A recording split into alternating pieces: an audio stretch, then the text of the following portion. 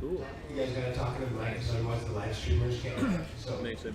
restate the question, please. Well, look, the first question Leighton had was, do you cut leaves back in trays to increase light penetration? And kind of what you have to do is, if you're trying to run efficient clone densities, where you're actually making the best use of space, because you're lighting it, so you have to have some kind of footprint numerically that makes it actually valuable space. The only way you can do that is to standardize the size of each one of the sign-ons. So each one of these cuts have to have a very consistent shape. And so what you do is you create the shape based off of the density pattern. And if you don't trim them up in a tight density, what you're going to have is occlusion of light on some of the plants completely, and then they're going to rot and create a fungal problem in the tray. So cleaning them like that benefits. And I think that there's a stimulatory effect from chopping, because we see, fast rates. But all things considered, as long as the source material is clean and healthy, and you have an adequate level of nutrients present within the plant when you cut it, and you create a hospitable environment for it while it's sitting, and you're able to get calcium to the roots as soon as you start to see any kind of vascular change, then you have success. And what that is, we would typically use a citric acid chelate calcium. And so we would pick it up from a company called Cutting Edge. And so it was a citric acid chelated calcium, and it let us just put trace amounts in water that we knew we were adding to buffer. And it would allow us then to have that present when it was needed. So I had a propagation professor from Davis come and spend some time with me. And he was just kind of helping me understand how they go about doing process on some of these larger operations. And that calcium trick was a nice one. Okay, my name is Suzanne Wainwright. I'll just introduce myself. We don't love her here. Or as Josh refers to me as the controversial speaker. Is that what it was, Josh? That's what I said. Yeah, that's what you said. Even though I am not a propagation specialist, in addition to entomology, I also have a degree in environmental horticulture, and I'm taking plant propagation and everything. And I asked that specific question, and I will refer to you because you actually are doing the propagation. I just deal with bugs, so I normally say if it doesn't have 6 or 8 legs, I don't deal with it. But when I was in Canada, I talked to a researcher because they were doing this, and they actually did a study where they trimmed leaves and they didn't trim the leaves. Because when I was in school, they standard teach you to do that, or they did 30 years ago.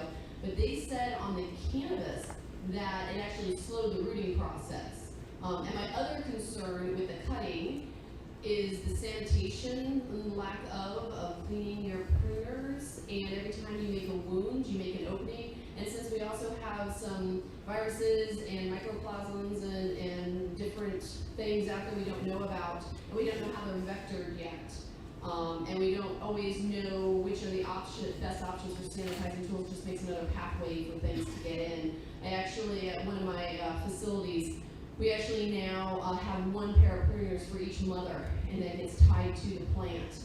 So we definitely don't move in between. Even then, we have sanitation liquid to dip them in, but each one stays with it because I have so many amazing pictures of dirty pruners laying around cannabis facilities that are never cleaned. And again, we don't understand the complete virus complex of what is out there and all the different pathogens. We don't know the vectoring methods yet, so you better be safer than sorry. Biosecurity, and don't let you be the person. I come to your facility and take pictures and then put you up there, because that's what you're going to see tomorrow. So. But yeah, the basic take home from this is, again, research sometime when you take it to the real world, and these guys have more experience doing it. But I asked that specific question, and they said when they did a head-to-head for the cannabis, it was better not to trim them. So. If you have the space, it would be because you're leaving more material to source from. And I agree with the cutting creates opportunity for intrusion. But the problem with doing propagation is it's expensive because you're having to run heating and lighting, and rack space costs money. And so the more you spread your tray grids out, you become 50% less efficient right off the bat. So if I go from 100 tray to 50, I'm now half as efficient. We're not talking a little efficient. You used to make $1, now you make 50 cents. So you have to kind of put that into your equation. That's the problem with cannabis for a lot of it, is how much space. Not that you have bigger operations with more canopy, but historically, you didn't have so much canopy to work with, and then even now they're going into tissue culture holds so they can get away from having to have so much canopy. And it's just really a foundation of, can you afford to run the electricity? I think that's one of the considerations with real propagation is that the cost of the production of it per square foot dictates some of your techniques. And I think it depends on what state you're in because of, Maine is very challenging because the number of plants you can grow where you go to Florida and there's all the space in the world. And so we can, space them out and have what I would call more traditional horticultural propagation in prop trays under mist systems with under bottom heating and things like that, and we can space the plant. So it depends on the state and what the rules are on how they and the cost of energy. How about Wendy? Why don't you say who you are, what you do? Let's do that. Hi, my name is Wendy Kornberg. I run a small farm in Northern California in Humboldt County. And, my basic thing on this would be do it yourself and try it out and see what happens. I'm a huge proponent in collecting more data, and there are so many of us. If we can get everybody to start doing control groups and start checking it out, what works for me might not work for you. I found aloe to be phenomenal for cloning, and I've done side-by-sides. I did it with the purple gel. Whoever does that, with that Ponics? Right, okay, so that stuff. And I ran a whole, easy. I use easy cloners. I don't like rock wool. I don't like Oasis cubes. I think they're very, very environmentally damaging no matter which process is used. I also ended up with totes of that crap, with things that didn't take. I'm not a very good cloner when it comes down to this. Aeroclones, I do phenomenal. I do great with them. So we did a chemical, traditional Clonex the whole way through, and I did a plain water with just aloe for my rooting gel, and it actually rooted faster and it rooted better. So what's going to happen as soon as I get home when I have some time is I'm actually going to do a K&F clone versus our plain water. I'd like to do a third run with also chemical just so I can have, again, these control groups. And I think it's really important. So Kevin's saying it's about one thing, Suzanne is saying there's something else going on. Try it yourself and see. I mean, I traditionally cut mine, but I might try it out. So, not with the plain water. Again, healthy moms. If you're starting with a mom that's got issues, you're gonna have issues all the way through. You're not gonna be able to get away from that. Kevin's talking about calcium. That was something new for me, but my immediate thought goes to Korean natural farming. My immediate thought goes to water-soluble calcium phosphate or water-soluble calcium. I would not necessarily have added that to my cloning solution, but I'm glad I didn't start that. I'll do that when I get home and add that to my recipe, so to speak. I use fulvic acid as a full nutrient both in the water colors, and I spray them. Once a day I'll give it a little mist of fulvic acid, and when they're rooted, and I want Kevin to talk about this because this is something him and I talked about before. So I also use water cloners, and then I put them into soil, and I actually grow them up inside the cloners using fulvic acid, and I'll get a 12-inch top on them, and then I'll cut the roots a little bit, I'll prune them, and then plant it in my soil. Kevin's talked about there's a shock point. Yeah, you want to elaborate on it? The exterior coating of the root is determined by the environment that it was started in. So whenever you make a transition, it's going to be a stall. It's going to have to kind of adapt to that environment. And so I link water cloners for the expediency of the job. The problem is that if you're trying to move clones in any quantity, people don't show up on time like they do in any business. So if you're selling a product, Tuesday becomes Wednesday, becomes Thursday, becomes Monday. And the problem is that you have to hold these things in this incredibly aggressive environment, and if you want to hold them for time, you have to up-pop them. And so once you start to up-pop clones, now you're talking a density of 36 per 11 by 22. So you went from a potential 100 density down to a lower density, and all of that is cost and space. So and you're having to now change the canning practices, and you're having to make sure that you keep track of these plants on a cyclical basis. So it makes it hard to use water cloners to feed a commercial operation unless you're going to go to an up-pot operation, where you have clients that want to pick it up from you and say 1 gallon for them, and then you'd be able to go to 3s and to that point, and then deliver them plants at whatever size. But for water colonics, for the person I'm used to, they're phenomenal because it lets you blow roots right now. And if your plant is in an extreme case of like juvenility, where you have high sugar levels in the material you're cloning, the speed of transition is quick. It's never slow. It's more lignified. If you can't snap that plant cleanly off with no material stuck to it, or it doesn't just break clean, then there's going to be a much slower period. So as long as you determine your carbohydrate levels correctly, and you're saying snap, that is juvenile material, the transition speed of that is quick, no matter what variety. I mean, there's outlier varieties, and then really take as quick as you like them to. The old apple Walker Cup was an example. She was really exceptionally hard to propagate. I think that's why you don't see her.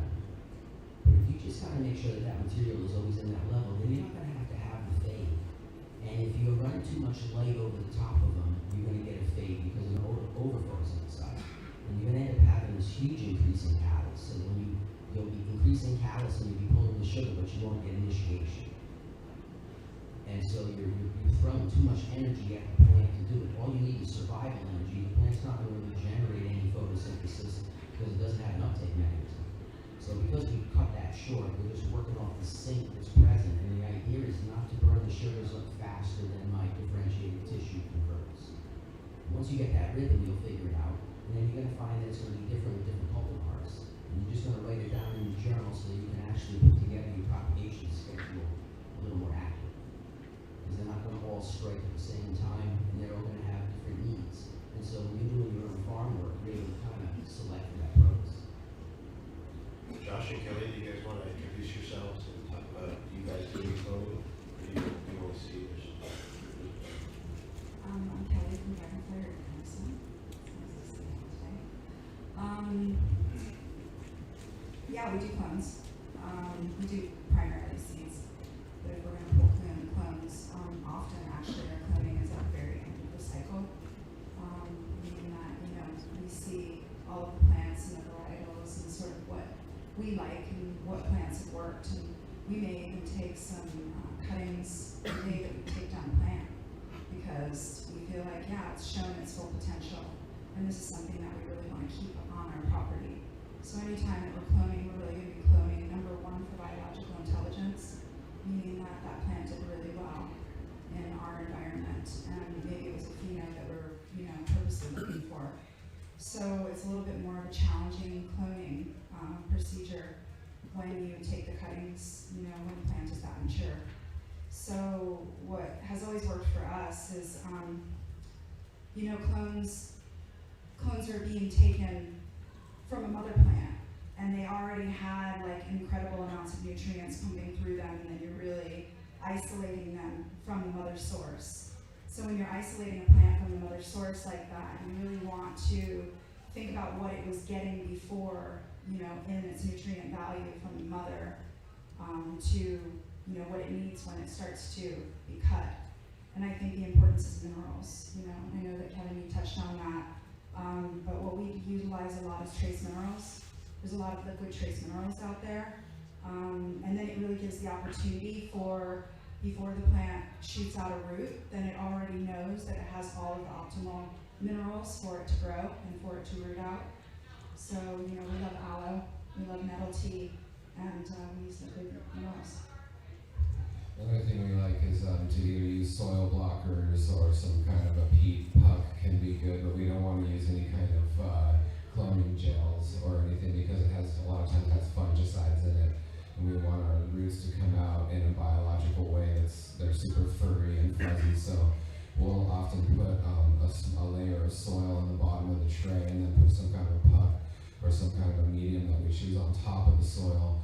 And then the soil that we use on the bottom can have a little bit of mycorrhizal fungi in there, or some kind of a super light nutrient, or worm casting or something. So when the root comes out of the puck or the clone or something, out of the rooting medium, it can go into the soil and then start, pulsing nutrients out of there, and that just starts off the biological response in the roots faster. And then when you get your timing right and you go to transplant, then those roots are kind of in the soil already, so it makes the transition really pretty easy. And we're not doing, it commercially, it's what works on our farm. And we're also really careful about getting clones from production clone places because of the factor of extracts and the potential of failing tests. So it's extremely important that you know where your clones come from and whether they've been tissue cultured and cleaned up or whatever. So we try to do all of our own cloning from our own seeds and then propagate the strains that work best on our land. So that's just what we do. So Steve, do you want to introduce yourself again, I guess, and talk about aquaponics and cloning? Sure. So I was actually going to mention, I'm Steve. Most of you saw my presentation a little earlier. I do aquaponics. I was actually going to mention, so when I was younger, I used to do cloning. My grandmother taught us we take the new cuttings off of willows. We steep that in sunflower oil, coconut oil. We could extract it, make our own home organic, cloning gel.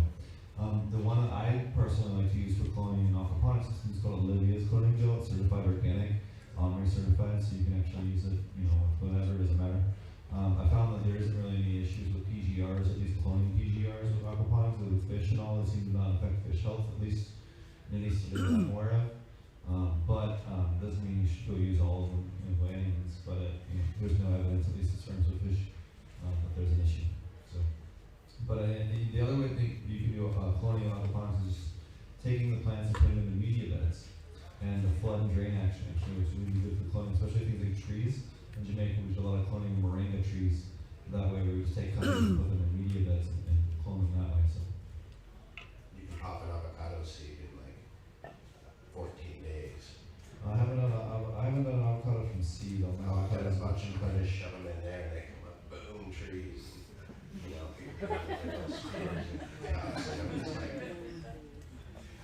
Can I ask a question? Climate control, like, how do you, let's get it from all three of you guys, Water, Kevin, and Josh and Kelly. What's your climate? Do you look for root zone, for temperature domes? Like, how do you, little technical stuff? Well, the way we were conventional for a long time. So like right now, my process is different because I receive plants that are coming in from a tissue culture facility. So they're coming in a plantlet form, and then what I have to do is I have to stabilize their environment in that situation, which is a little more humid and a little more buffered. But when traditionally, I would look for at least 78, 82 is a sweet spot for the bottom end on root growth. And so you have to be cautious because the lights are going to heat up the interior of the tray also, and it's going to throw it into the mid-90s.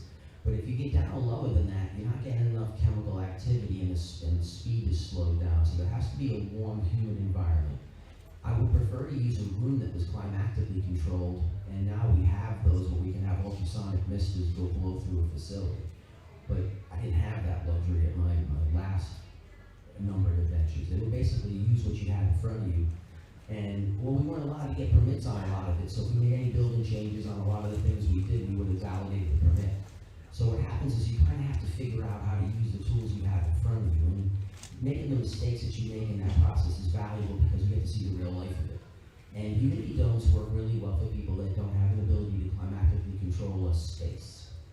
And if you don't have the infrastructure to create the environment in that works for you, and you just want to do small scale propagation, then that's a fine method. You just have to make sure that you have enough transfer through so that you're not getting excessive transpiration inside the dome. So the trick that we always used was putting thumbtacks in the four corners. And it lifts up the dome, maybe 1/8 of an inch, and it allows you to create like a chimney inside. So you can crack the lid on top. If you actually break that seal, it breathes a little bit, and it allows the plant not to have such a high humidity level inside that it becomes dangerous. So you wouldn't have that in a spray bench. Spray benches where you're using water weight, and the benches are spraying out properly, it's controlled, and it's nice. But on a lot of facilities that were indoor operations, you don't use that. It's too much moisture moving around the room.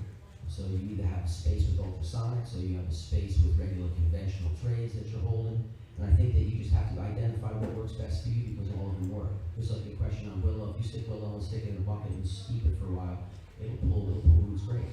Is that what you want to do? Then do that. So it's not really about the best methodology. It's more about the best methodology for you. So somebody brought me an aloe specifically Jesse from Vermont Vortex. He said, Kat, this is an aloe that we've sourced out that we think is a phenomenal propagator aloe. And so we had a huge bush of it, and we would break it off, and we would propagate it ourselves and give it to people and tell them this is what you can use for, what we say, biologically friendly propagation. And so what it does, it allows people to take the direction they want to go and find where they're successful. But the bottom line with propagation is, did you get that shit to propagate? Like, if you cut 100, how many did you get? Because if you're not getting enough of them, there's a problem. And so you have to basically accept that as a reality, otherwise you're having to depend on purchasing them. And that's expensive, and it's a pain in the ass because all cultivators have issues in operations, and if you catch that day that they have theirs, well, that's what you have. And that's just real life. And so the ability to do propagation on your own is really that practice. Where you want to be good at cutting cuts, cut a lot of cuts. Don't be afraid to trim bombs, practice, cut it, root it, and throw it out. Don't worry about it. Constantly practice the craft, because propagation is as much science as it is art. And if you start to look at tissue culture people, which are probably the smartest propagators I meet in terms of successful propagation of other type of plants, they're getting the shit kicked out of them doing cannabis propagation. And so it lets you see that there's a complexity to making it work. And what you want to be able to do is put as much hands on the product as possible, so that you see as many different cultivars as possible propagate under your fingers. So now you actually have an idea about how to direct propagation. And then what it does, it lets you constantly swing and move varieties, and you're able to create your own varieties on a timely fashion that fits your farm and the profit margin you need. Yeah, I agree with all that, except for the don'ts for me. And I watched all of Kevin's videos. I was like, all right, I'm gonna get this dialed in. I'm gonna do it. No, I can't. I don't know what it is, but I can't cook rice. It's true. We'll talk about that more. So the whole dome thing, like, yeah, he's got some videos on it. I think it's on YouTube, right? That with the whole technique of the thumbtacks in the corners on certain days and crack it this much and then more. And I mean, man, I struggled and I struggled and I struggled, and I finally went to the air cloner and I was like, bam, 95% success rate every single time, if not 100. So again, it's going to be different for different people. For me, I like the air cloners because I don't worry about the temperature and the humidity. It's humidity controlled underneath. We do have to pay attention when it gets to be summertime. If we have the machine running all the time, the water does get too hot, and they will not root. There's also seems to be times in the moon cycle that I can't seem to get things to root. So I started paying attention to that a lot more, being like, oh, this is interesting. That was the same time, okay. But as far as temp and humidity, yeah, we around that 70, 80 degrees for our ambient room temperature. Humidity doesn't really seem to matter because it's the root zone, and that's kept it, 100% pretty much. So it makes it easy for me. I have a lot of stuff going on. I do not have time to go in there cracking those little windows and doors and putting tacks in and lifting things up. It's just, if I had like 12 plants, I could probably get it eventually correct, maybe. But for me, air cloners are they're simple. And again, it's no waste. I love that. I hate having trash. I hate having plastic. The Oasis cubes I could do okay with, but I hate the way that they're made. I hate what they're made out of. I can't do it with any ethical integrity. So air cloners, it didn't work. You chuck it out, put it in the compost, no big deal. So that's my preference, yeah. I just wanted to touch a little bit on moon planting, moon cutting, especially, we're talking about a lot of techniques on how to pull roots, but what about when to cut it? We've done a whole lot of side-by-sides and looking at the moon. Definitely make sure that you're taking cuttings on a water moon. It's really important because anytime that we try to go outside of that and we take it on a fire moon or an air moon, it's like every single time we're like, oh, we don't have the time, we have to go do something, we've got this going on, we might as well cut them, it's not a very good moon. It's always a failure. And we have 20 years of experience now just in moon planting and realizing that, cut them on those water moon cycles. That's really important. And also when it's just waning, when the moon is waning, you make those cuttings and then it will give it a little bit of time to get into its environment, and then as soon as the moon starts waxing, then it usually will put out roots. So if you're cutting your cuttings on a waxing moon, it might take a little bit longer. If you're doing it on a waning moon, sort of in the middle of the cycle, then it will probably push out roots a lot faster as soon as the moon starts to wax. What's a water moon? A water moon would be in the sign of Pisces, Scorpio, Pisces, Scorpio is the zodiac signs.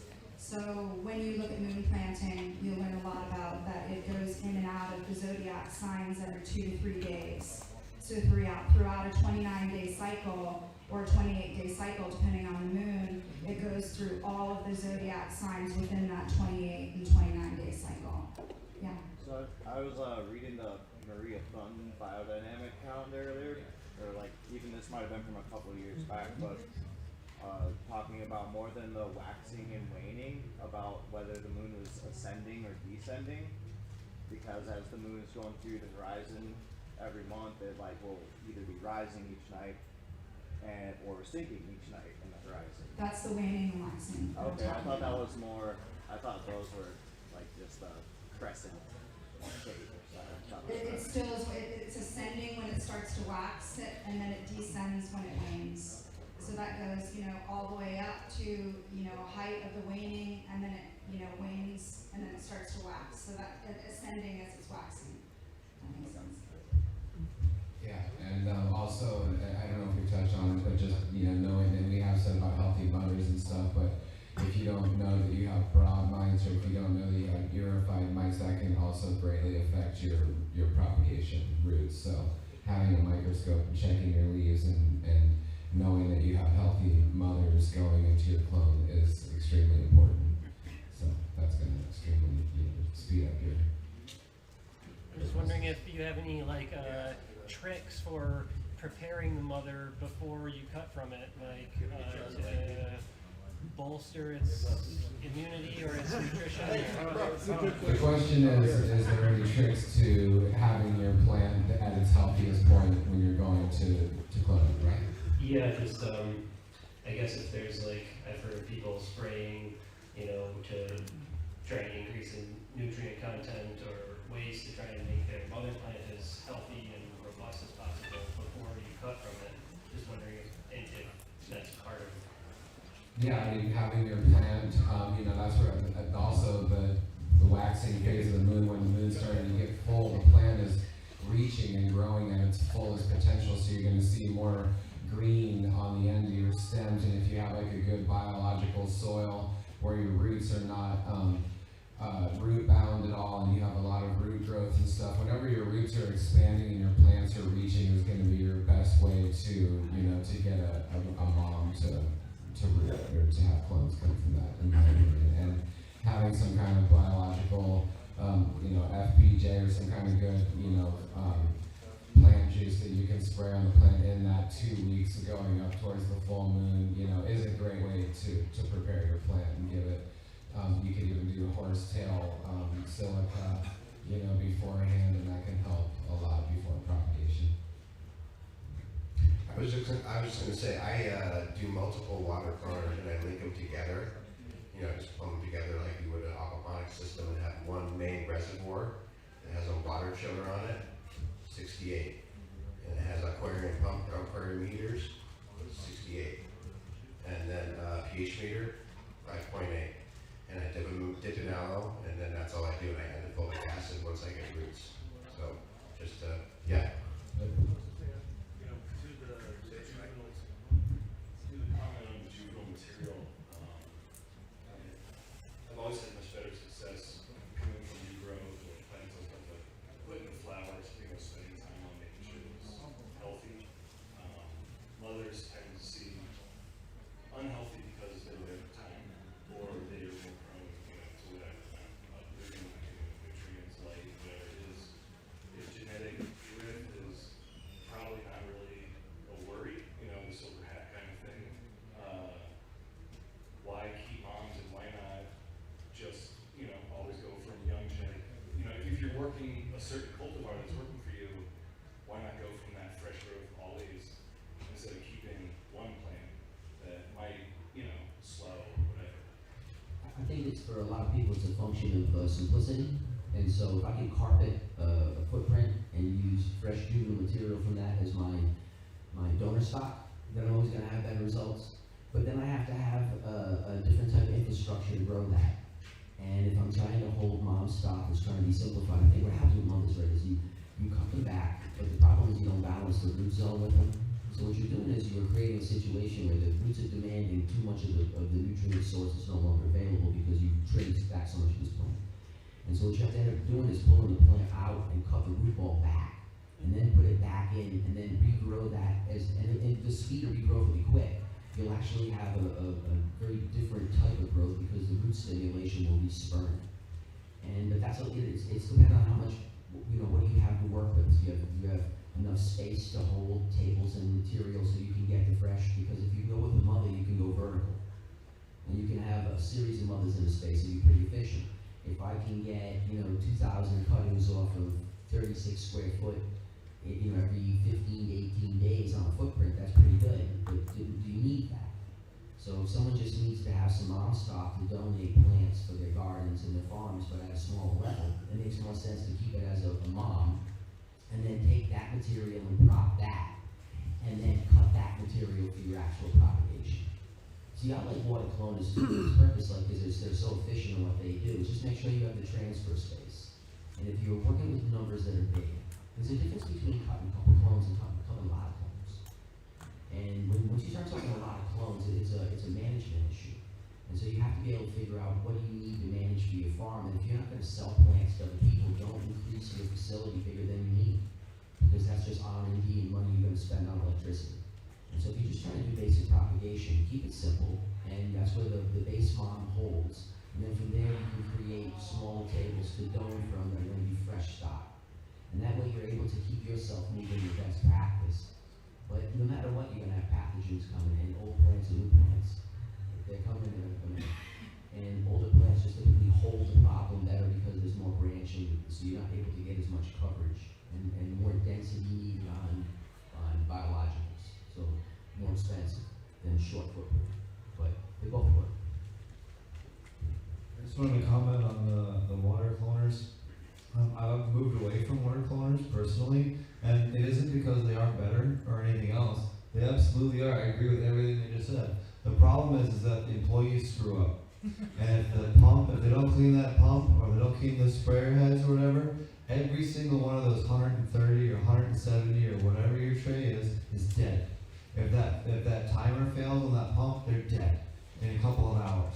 So I've moved away with them, at least for some people, because I can run that place like clockwork, but I'm not the one running it. I have to rely on employees that are of a 10th of the skill level or a 10th of training level, or just aren't as experienced, and they don't see things that are going to happen the same way, or they aren't paid enough, or whatever. Or you lose electricity because of the windstorm or something like that. So yeah, I think it matters on how much you're trying to produce. If you're not trying to produce as a nursery, then it makes more sense to keep your mothers fresh. I got a smaller scale propagation question. So I actually realized my problem today listening to Leighton and Elaine. I've got compacted soil in my pots, which has made my tops hydrophobic, and I'm like, all right, like this is good. And also, a lot of the patients that I work with, I mean, I see this all the time, right? But it's not like a commercial grow where if your pots get like that, it's not worth the time and the effort, so you dump her and you just move on, right? For a lot of these patients, they only have 5 or 6 plants, and that's a significant part of let alone the emotional connection patients have, or me too, when you're only running small amounts. So my question is how would you go about rehabbing that plant once it's reached that level? The only thing I can think of is pulling her out, chopping the bottom, putting new stuff at the bottom, and hoping it works like Kevin just described, where it kicks out again. But I'd love to hear any of your thoughts about saving these plants that have already got like atrocious soil, but you really want to save the plant for either, for any reasons I said. We've seen tremendous, things really pick up in a situation like that if you start doing cover cropping of some really vigorous type of plants, whose roots will go down into that system and really break it up to create more of a balanced, hydro. And I think that that's been really successful for us. Yeah, it definitely will. You know, there's a lot of different plants that you can utilize that have very, strong root systems, and they don't need a whole lot to get started. Like alfalfa is one. It'll break up a lot of that compacted layer really pretty immediately. And if you're getting nutrients in that, as soon as the roots get down into that hydrophobic area, of the plant, then you can be teeing it, and it'll follow the root zone of the cover crop that you use. And just alfalfa is a really good one for that because it's so incredibly vigorous. I mean, if you could clone it, and get it into a better soil situation and have, depending on how much time you have, that makes a lot of sense, because then you're just getting out of that whole stagnant situation, because that's essentially what we're trying to do, is figure out how to, if you have to keep it, then just, I think what Kevin was saying was just by, scraping the roots or trying to invigorate growth again and then transplant it is going to be your best bet in transplanting.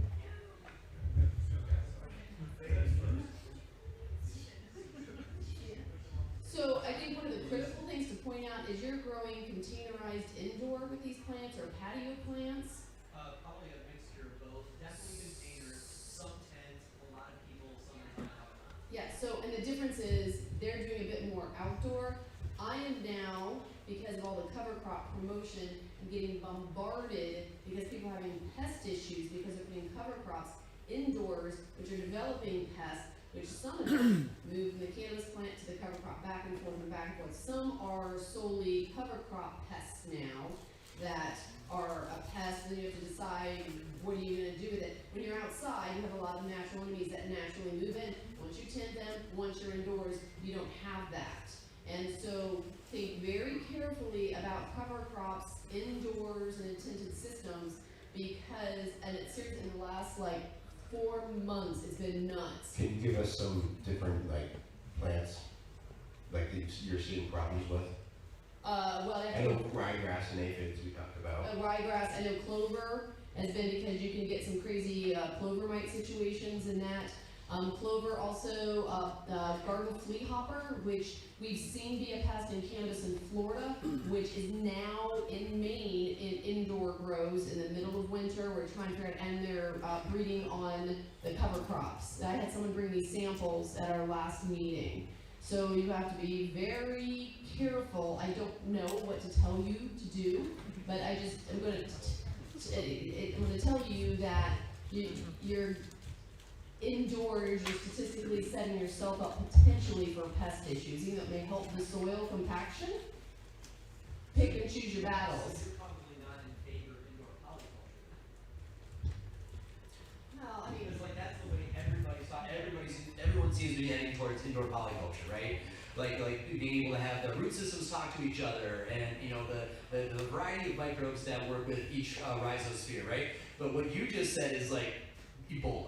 It's I heard about the attraction of all these new insects that we're not familiar with. I'm going to tell you, if you decide to do this and you're here today, don't call me when you have problems. Because I'm warning you, unless you really know what you're Answer my doing. calls. Yeah, that's true.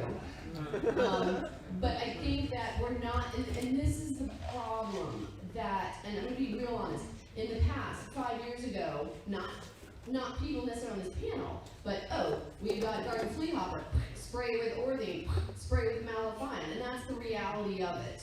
And they were using chemistries. Now that people are becoming more aware that maybe smoking malathion's not good, and they're dialing back these chemistries, we're seeing more pests. Also, I am warning every cannabis grower, look what's coming upwind from you, because when somebody puts in 5,000 acres of hemp, because whether you call it hemp, cannabis, or whatever, pretty much has the same pest complex. And when you've got 5,000 acres that are breeding broad mites, eriophyid mites, hemp aphid, and it's going to blow downwind into your crop, because outdoor hemp that is not managed well, and since we don't have any registered pesticides, because the reality is we're going to have what I'll call the Budweiser farms, where most people here are the craft beer farms. But those Budweiser farms are coming, and they're not going to grow as much quality, and if they get, it changed the federal government, they are going to use pesticides and they're just gonna suppress them enough, but we're still gonna have major blow-in problems because it's a current issue I deal with in Florida with citrus, a lot of their pests blowing into ornamentals, we have tomato stuff blowing into, and this is what happens when the winds blow. And we don't even know everything cannabis gets yet. My list grows every single week as I travel around the country in Canada, looking at what now is feeding on cannabis. Because since I work in Florida and California and Texas and Maine and North Carolina, I'm seeing it across the board. And when everybody brings their plants to events like this, and ooh, let me trade this, and the industry has completely given itself, and Present Night, they've completely given themselves root aphid. I mean, this is thoroughly done, the industry has done it to itself, and it's going to get worse. Because there's not a lot of research going on right now. There's limited research because of, the United States, the whole federal issue. There's a little going on. There's a little bit what I call black market research, where I've convinced some guys to do some stuff for me behind closed doors that will never be published. And in Canada, they're gearing up to do some research. But we just have to make sure the research is done on the right things. But you don't want to make your system so complex you lose control of what's going on. So I don't have a good answer to say do this and do that, but this is why we go. Before you jump in, Lane, can I just say, there's a lot lost in translation, I think, in the cannabis community, strains, cultivars, but cover crops. Cover crop is something that a farmer plants and grows up and tills back in. We kind of mistakenly use that term and those varieties of plants, the clovers, the ryegrasses, as a living mulch, which is really the term we should be using. So my question to you is, how do you feel about the living mulches that we've been talking about, the low-growing, perennial, the creeping thyme, lavender, the lizard? Well, okay, for me, lavender gets pest issues. Lavender has disease issues. I mean, they all do, and that's why you have to look at geographically where you are in the United States. Because, lavender tends to like a bit drier of a climate, arid-wise, and... I'm talking about the low-growing, ground cover, not big lavender. Right, no, I would look, before you make a decision, I would research that plant and see what the common pest problems are of that plant, and to help make that decision. But again, a lot of times you don't know till you do it. Because we try, with the banker plant systems, we try stuff that we think is a great idea, and it's like, oh crap, that didn't work. There was a banker plant trial where they were trying... What's a banker plant? A banker plant is an alternate food source for your beneficials. I'm going to cover all that tomorrow. So basically, they were growing corn with Banks grass mite to rear predatory mites on, so that you can keep up your predatory mite population. And this was working in some research situations in Florida, but then they tried to do it in New York State, and the Banks grass mite moved into the tomato crop that they're trying to work with. When in theory, it shouldn't have done that, but it sure did, and damaged the crop. And so again, even if you do your homework and you think it might work until you test it in your situation. But I don't have the exact, we just have to wait and see, but be prepared that this can happen. And the other thing that I keep seeing on Instagram is people are like, well look, we've got foxglove aphid on our cannabis. Well, it's not, because that is coming from the cover crops. And it's not cycling on the cannabis, but it's cycling on the cover crop below. And the question is your grower going to be willing to have insects marching around on the understory of their plants, on the living mulch, even though it's not a pest to the cannabis, but it's going to destroy the cover crops. And so there's a lot of different things going on, because like foxglove aphid, every time someone says it's been foxglove aphid, it's not been foxglove aphid on cannabis. And I think it's a cover crop issue there, because those are the only people that say they have it are cover crop people. So. And then the other, I'll give it to later too, but the other term is polyculture or companion planting. And that's when you're planting plants with, mixed in with your crop that give them certain benefits, maybe pest resistance, or they add a nutrient that the other plant is requiring. So. Shango, I wanted to address your direct question a little bit and say that, okay, so some people do companion planting. My idea would be mitigate that problem before it happens. If it's already happened, just go with compost. Do something on top to get rid of that hydrophobic layer. A nice thick layer, 2 to 3 inches of a really good compost or earthworm casting should get rid of that really fast. So just Build up. and then Yeah. good biological Yep. will seep down and fix the problem. You got it. And you'll also, your plant will regrow roots along that, whatever is covered will root out. You'll get new fresh roots that will propagate in the layer of compost or earthworm castings. Also, for those of you that are not doing all the stuff that you're just growing in Pro Mix or the simple stuff, your soil will become hydrophobic, and all you need is a wetting agent to wet it back up. If you have any peat based in your soil, which I know that this group tends not to be, but some people still do, just be aware that generally when you get a commercial bag potting soil, it comes with a charge of a wetting agent, which does break down, and then you get that hydrophobic layer on the soil that if you water it runs down and out, but a wetting agent easily re-wets up the soil. There's plenty OMRI listed products that are approved for use in organic productions that are yucca and coconut based that you can use. So that's where the other side would be. And you're saying that no way, agents. Use your compost. No, polyculture is the future. And maybe we don't have all the answers yet. Maybe that's why it's so important as a community, you all try different things. And then you talk to each other, and you let each other know what's going on. These plants can also act as bank plants. They can act as trap plants. But the key with trap plant is if you're not paying attention, if you're not being the farmer's shadow, you're screwed. Because now that thing is going to infest everybody. So if you bring in a trap plant, you got to look at it daily. Always keep an eye on it because it's going to attract the pests, but it's also going to tell you what's in your neighborhood. Shit, that plant, that farm, that hemp farm that went in down the street, now I know they're coming, and I can buy some products to help fight this stuff back. I've had enough. I think that it's very, very important that our compare and contrast is not necessarily comparing and contrasting to synthetic, bad agricultural practices. That's like saying we're going to have two different sides on the health and well-being of a human being, and we're going to take somebody who has stage 4 cancer, and we're going to say, wow, he didn't do very well with nettle tea, but we're going to have this really great person who's totally healthy and amazing. You get them nettle tea, and they're going to thrive from it immediately. It's the difference of somebody that you're maybe trying to have like a cough and a cold issue, somebody that's got stage 4 cancer. And I think a lot of what Suzanne is talking about is this compare and contrast with really synthetic, large, big ag. That is not our compare and contrast in this room here. I think that we need to be comparing and contrasting with better practices and things that make a lot more sense than things that are harming our planet and harming our plant. I wanted to kind of address your original question, which was like, what is the OSHA button when my plant's not quite doing well? What can I do to revive this plant? I did a bunch of experiments, and the best thing I've found as a holy grail OSHA button is labs with seaweed extract. After a 2 to 3 week fermentation, I've had plants, so my ex didn't water my plants for 2 weeks.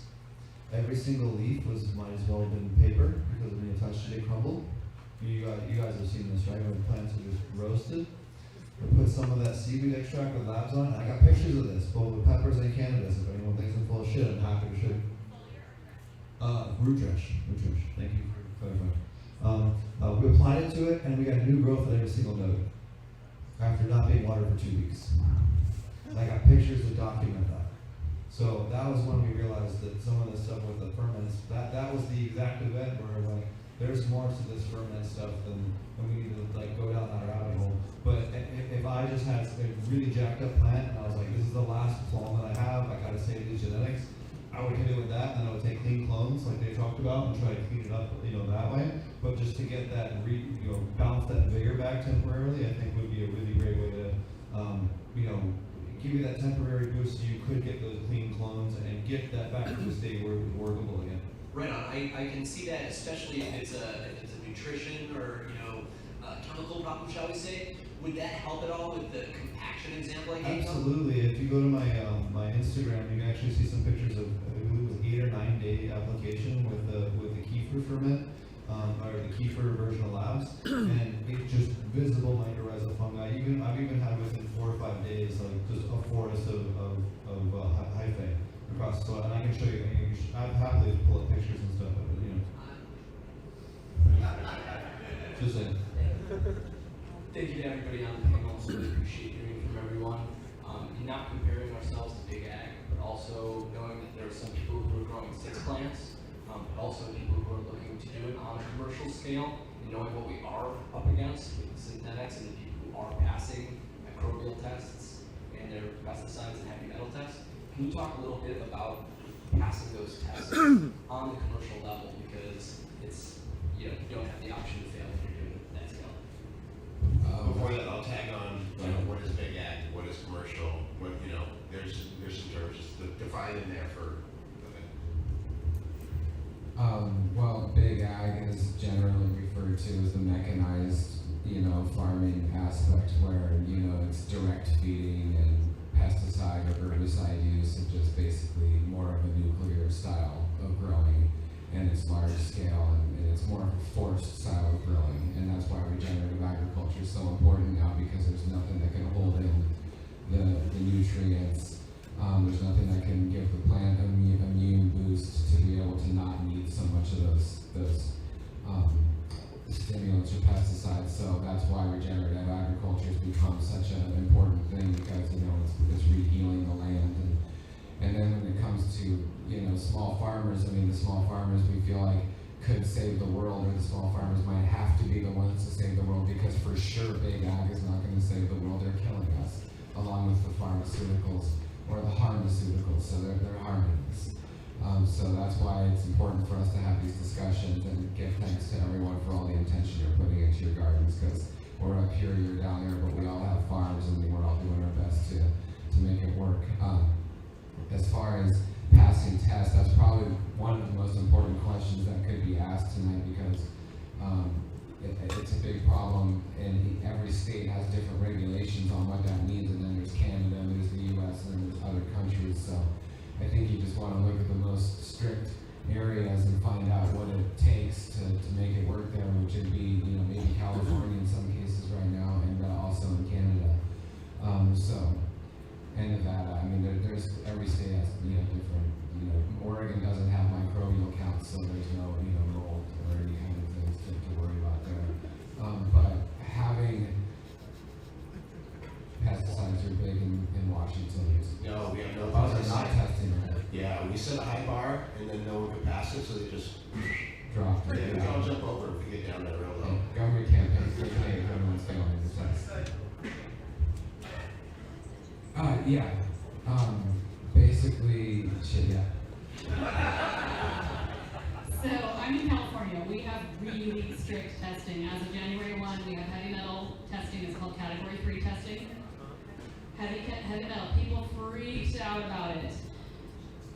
They're still freaking out about it. The thing is, with regenerative agriculture, calm down. There's nothing to freak out about. This was the big discussion at the end of last year and the beginning of this year. Everybody said, what are you going to do about the heavy metal testing?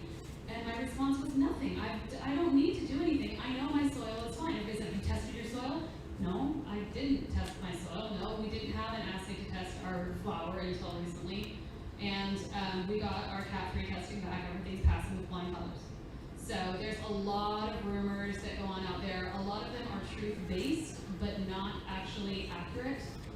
One of the big arguments I got into last year was about chicken manure. There's a gentleman who said, if you have ever used chicken manure on your farm, you will fail for arsenic testing.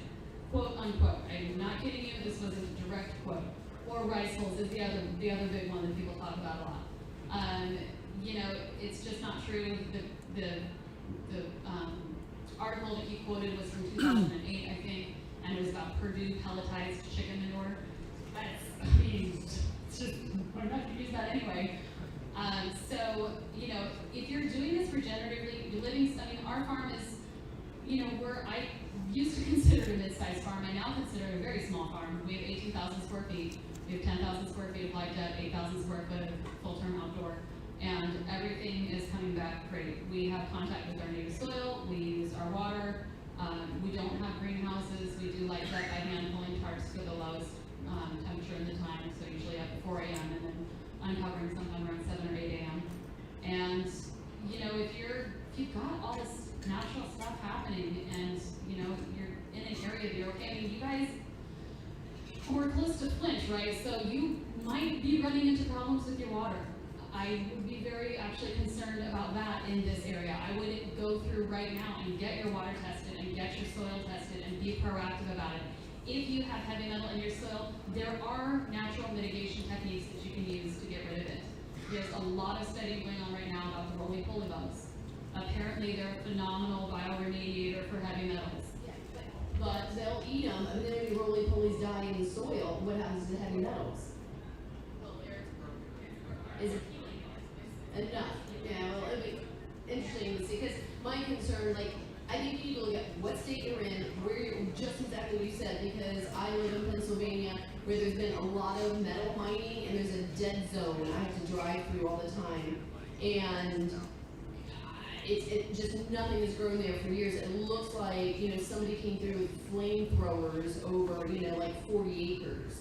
And the concern is what's in there, and they're doing some local remediation to try to get some plants to pull some out, because there's been a lot of work on the plant material there.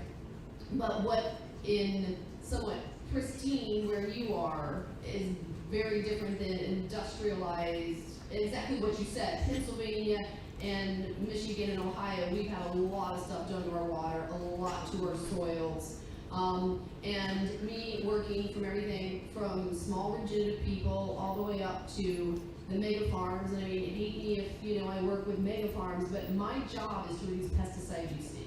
This is all I've done my entire life, all I've ever wanted to do, and I don't care if a grower is spraying Orthene 7 pylon, if I can get them to stop doing that, that's my job, and to teach them how to use the bugs. And one thing on the heavy metal, because I have a grower down in Texas, they are required down there to have their own heavy metal testing equipment, and they test their own crops. That piece of machine's about $500,000 that they had to buy. So yeah, and they cannot test anybody else's product, only in-house their own, and they pay a guy to put a sample in and hit a button. I mean, yeah, but point being, the heavy metals, I had one grower a couple years ago out in Oregon, and she made all her employees have basically a heavy metal blood test. And she said it was pretty eye-opening for her, because her employees, because of consumption of their product, because she was not aware that cannabis was a heavy metal accumulator, she said it was very scary, the test results. That, but everybody could be different, but their concern, their concern is once you start looking, because we just had a situation with a grower detecting arsenic, and we were trying to figure out where it was coming from. It actually was coming from the sulfur sprays. Yeah. Yeah, and so that's where, and you know, there's been discussion about the fiber pots, because I know they're testing more of those, and they're coming back with heavy metals. You know, and a lot of the traditional, even OMRI-approved fertilizers that are used for in the tomato organic industry, since tomato is not a heavy metal accumulator, no one's been concerned with that, and it's a very different plant. Again, it goes back to testing. Yeah. MMI, Macro International, send down. Heavy metal tests aren't that expensive, so test your pots, test your soils, test your water. Cover your ass, CYA, because you never know. Like we're finding out, some of these products that were so certified and be okay are problematic, because guess what? They test it in the beginning, and then they manufacture the shit out of it, and guess what? They're not testing anymore. So you have to be proactive in all of this. You know what? We're talking about testing, but what you also have to do too is you have to test the plants that you're going to utilize for viral and fungal pathogens, because that's going to cause you as much problems as anything else you're going to have an issue with. And so you have to just do that yourself. Just send it into an outside lab and test your material, and then figure out where you're at with that. And if you're a nursery operator, I'm seeing people getting sued for this, and so they don't realize it. there's an issue with the plant. The plant goes into the market.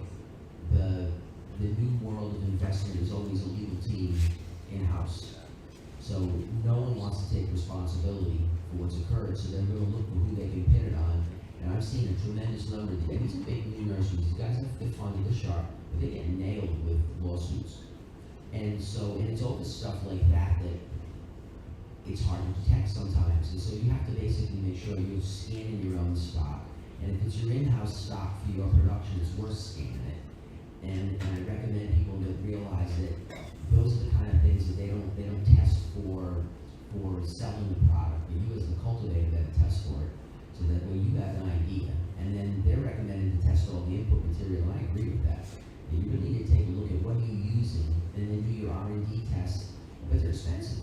So none of this is cheap, and that's what makes it tough, because it kind of taps into your real budget of how much investigative work do you need to do to find out that the products you're buying and using and bringing in are contaminated. And you just have to make sure that you're able to budget that into what you do, and then figure out if you have clean material, you know you're good. If you can keep it clean, you're good for a minute. And if you have clean material, you know it's good, and there's people you know that need that material, they can source it from you. But you're going to see a tremendous amount of new packagings coming into cannabis because of that cross-reference that Suzanne said. She's as accurate as it can be on that. And all of a sudden, the world changed for us.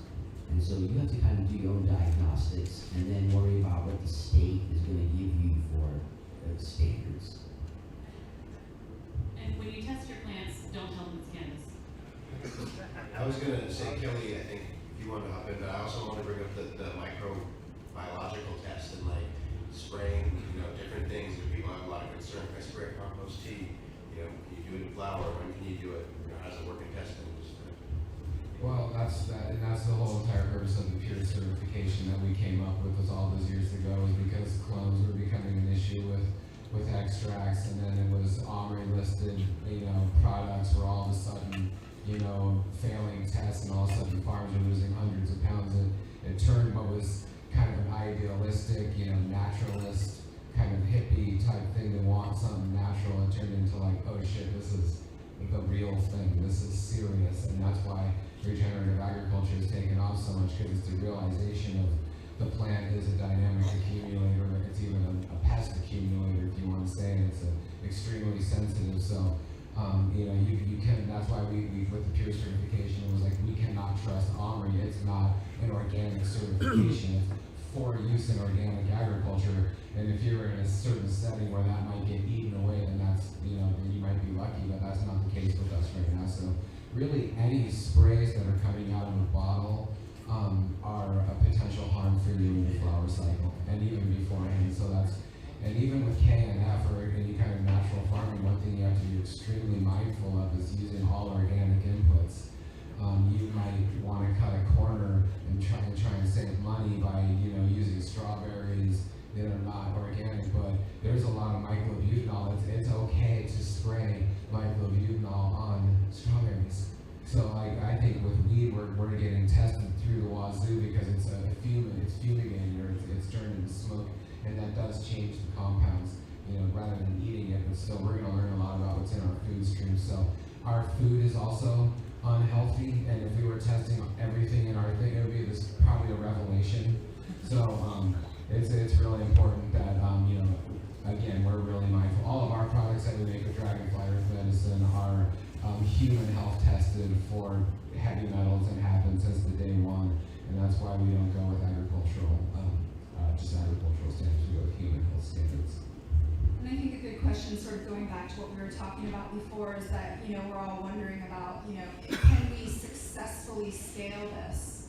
Can we successfully scale cannabis? And my question is the scalable big ag successful? What are we comparing and contrasting it to? So I think, yes, we can have successful, scalable, but we can't compare it and contrast it to big ag, because big ag has not shown us that they can pass these tests. We live up in Canada, we're seeing a tremendous amount of these large, big ag models in cannabis, and they're failing tests left, right, and center. And it's no problem for them, because they can go ahead and fail tests because they have the insurance, and the insurance actually pays them more than the crop would pay them. So for them to be able to stay in the game, it's fine. But for us here in this room to stay in the game. Like Leighton was saying, you know, you can't have a failed crop. It's not a potential, it's not a possibility. So, you know, testing your inputs, and people in the peer certification have been testing a lot of OMRI certified products, and you can always ask us, hey, has this product been tested by any of your crew? Because we have a very long list of ones that have been tested now that we know are good and not good. But it goes again back to closed loop. The more closed loop that you are, the less questioning that you have. And Wendy said she doesn't question her soil because she doesn't need to. She's not really bringing in anything that's going to harm it or that's going to fail tests. So I had 2 points I wanted to bring up on this topic. So first off, when you're testing for microbes, what are they testing? Does anyone here know? They're testing what will grow on agar. So if you hit it with a strong, and this is according to Elaine, I haven't done this, but according to Elaine, if you hit it with a strong rotifer or protozoa T, what are you going to do? You're going to eat all those fungal and bacterial spores that are going to colonize that. So if you could in theory at least, outcompete them by having them consumed by a higher microbe, you could potentially come in under your 10,000 CFU plant count, which now granted, I haven't done that, but there's other people out there that have, or at least I've heard that repeated enough times to where it seems like so there's enough people out there. The other thing is that what are your options? If you did have something you thought was going to test out, you kind of had 2 options: UV sterilization, which is going to degrade your THC into CBN, and ozone treatment, which again, oxidation is going to reduce your THC. So you're kind of stuck. You kind of have 3 options. You can treat it if you're doing a probiotic, foliar application and compost teas and things, you're left with either microbially treating them, using ozone or UV, unless someone on this panel knows of a 4th or 5th option. I don't know of any other ways to treat it, which a lot of stuff is just you treat it by not using those cultivars that are prone to those problems. So you kind of help yourself by not shoehorning shit into the direction you're supposed to go. And you have to see it that way, that not every region can produce what's trendy right now. You develop things that are quality, and that really is never not trendy. And but it's a lot of it too is people have a fear of not being able to sell the product. So they end up riding a hype train of, this is what I know is hot, if I get there maybe I'll succeed. And what you do is you put yourself in a terrible position, because that varietal is prone to issues, and in your area that might be the real issue. And so you have to do R&D. And so what you do is every year you start putting out varietals that you can actually look at over time and start to test and say, this one here seems with 0 application of anything, seems to have no problems. And those become valuable. They're your real business backup, so that when the season is tough, these are the ones that you're able to have actual market penetration. And if the markets are collapsing for people, it's amazing how other varietals are suddenly attractive when it's all on the shelf. And so that's kind of real. Once testing comes in, it changes the population of varietals that are available to be sold. And you're going to see huge overproduction of things that are easy to grow, and a lot less production of things that are difficult. But it's in those difficult markets that your money is. And so you're going to find that little Venn diagram of what's tough enough that dissuades most, but if I add a little extra effort, I can pull it off. And that's real life. Again, I think it's the out competition. So if you're worried about biological, don't spray it at flower. Use a drench. Again, you get common sense societies. If you are using foliars right up to flower, it might be a good idea to do a protozoa tea and put predators on it. So they aren't consuming any excess. But we know for sure if the leaf surface is covered with healthy biology, you will pass. But it's important, if you don't have it, you're going to get pests. You're going to have other pressures. You're going to have probability. That goes back to the cultivar that Kev's just talking about. So there's a lot to this, and you've got to pay attention to all these pieces. So take your notes, all right? You're actually not necessarily going to pass if you're covered with healthy microbiology. If you have an aerobic plate count, you will fail for that, even if it's healthy, because they are not looking for pathogenic versus non. Well, it depends on the testing, ladies. So California moved from an aerobic plate count, which was all microbiology, to only pathogenics. We fought for that really hard to to change that testing and say, listen, if it's got Aspergillus, Salmonella, E. coli, and I think there's one other, Usamites or something like that, Listeria, thank you, yeah. Then if those are there at certain levels, you fail. The aerobic plate count now is not causing a failure. Last year, it did. And how did you change that, Wendy? We changed that. Oh God, don't get me on this one. All right, through policy and advocacy. This Working together as Yes. boards, tell the government what you need instead of sitting home and whining about it and not being involved. there's a huge, huge, huge, huge need for advocacy, policy, and working together. If you are not in a political action committee that has a lobbyist that's fighting for you, you better fucking join one. And I'm dead serious about this. Next. I just wanted to add something that I've learned the last 2 or 3 years on, because you guys mentioned sulfur earlier. Anytime you have a foliar spray, and this particularly is for you guys going after CBD and CBG in particular. Anytime you spray your foliar spraying, okay, if I'm harvesting that biomass after the fact, even if it's in veg, okay, there's a chance that those oils, in particular when you do sulfur burners in veg, that sulfur will get into those smaller 2 trichome heads, because remember your smaller ones are actually in either at least an immature or a pre-state in veg. And what's going to happen? That oil or that gas is going to permeate that gland head and then contaminate it. And it was Marcus talked about this in Vancouver about you can take a plant, even if it was sulfur burned in veg, and then take it and burn the hash afterwards, and it smells like burnt matches. It ruins the hash. So if you're doing post-extraction, do not ever consider using a sulfur burner unless you're maybe hitting clones as a last resort because it's the last 2 damn clones you got. You know what I mean? But certainly never. Yeah, exactly. But I'm just saying, like, no. But I hear micronized sulfur and sulfur burners recommended all the damn time. Foliar application is different than a burning application, and I've seen enough burned down greenhouses with sulfur burners to tell you right now you don't want to burn them. So. Don't burn sulfur.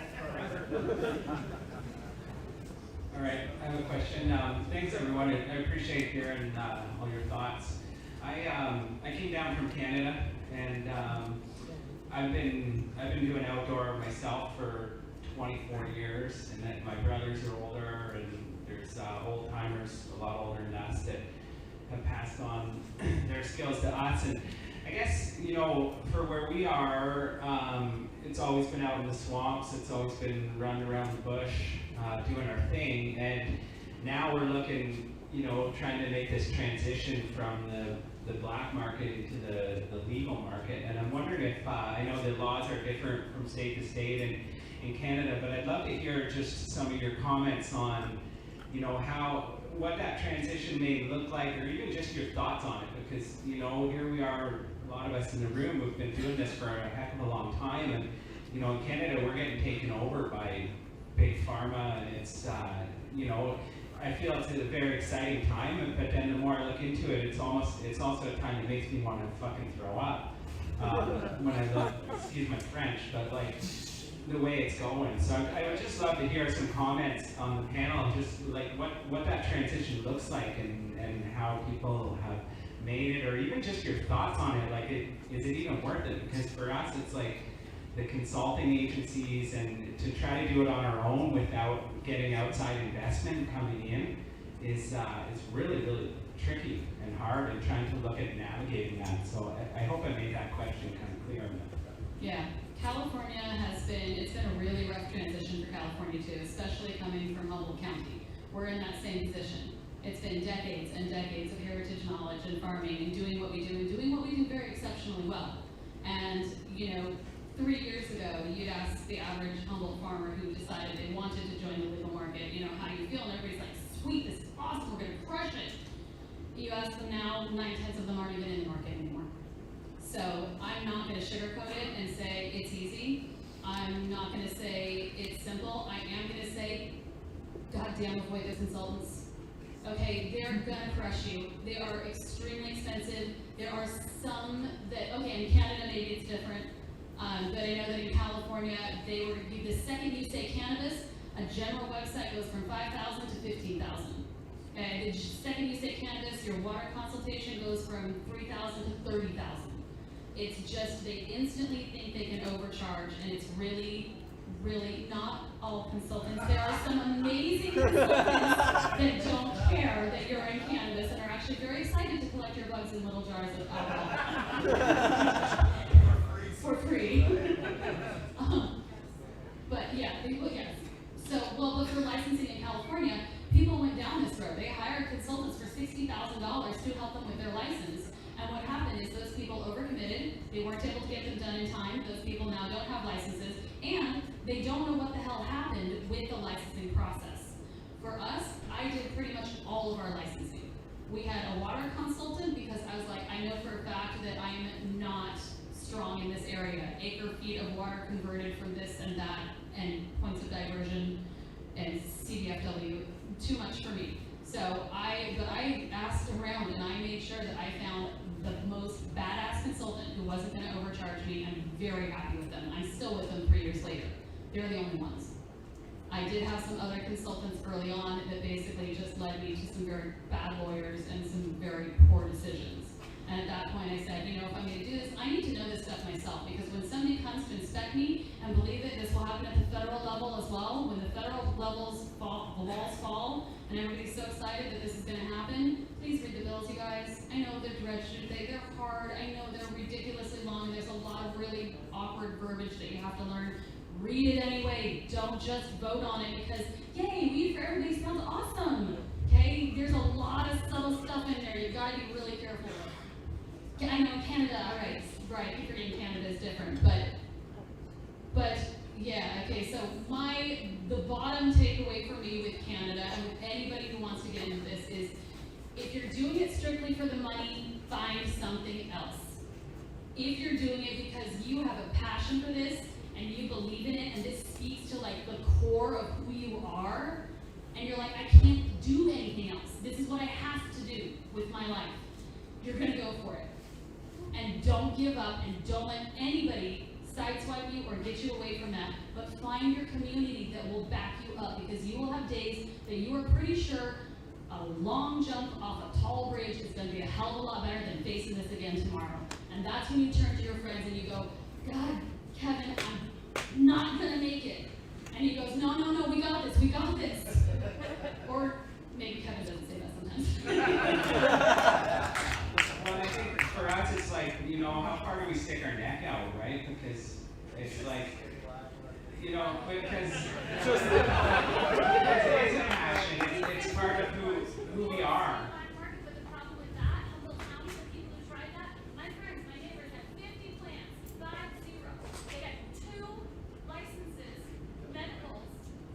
They had 2 medical licenses that said that they could grow 99 plants each. You know what they did? They got to spend the night in jail.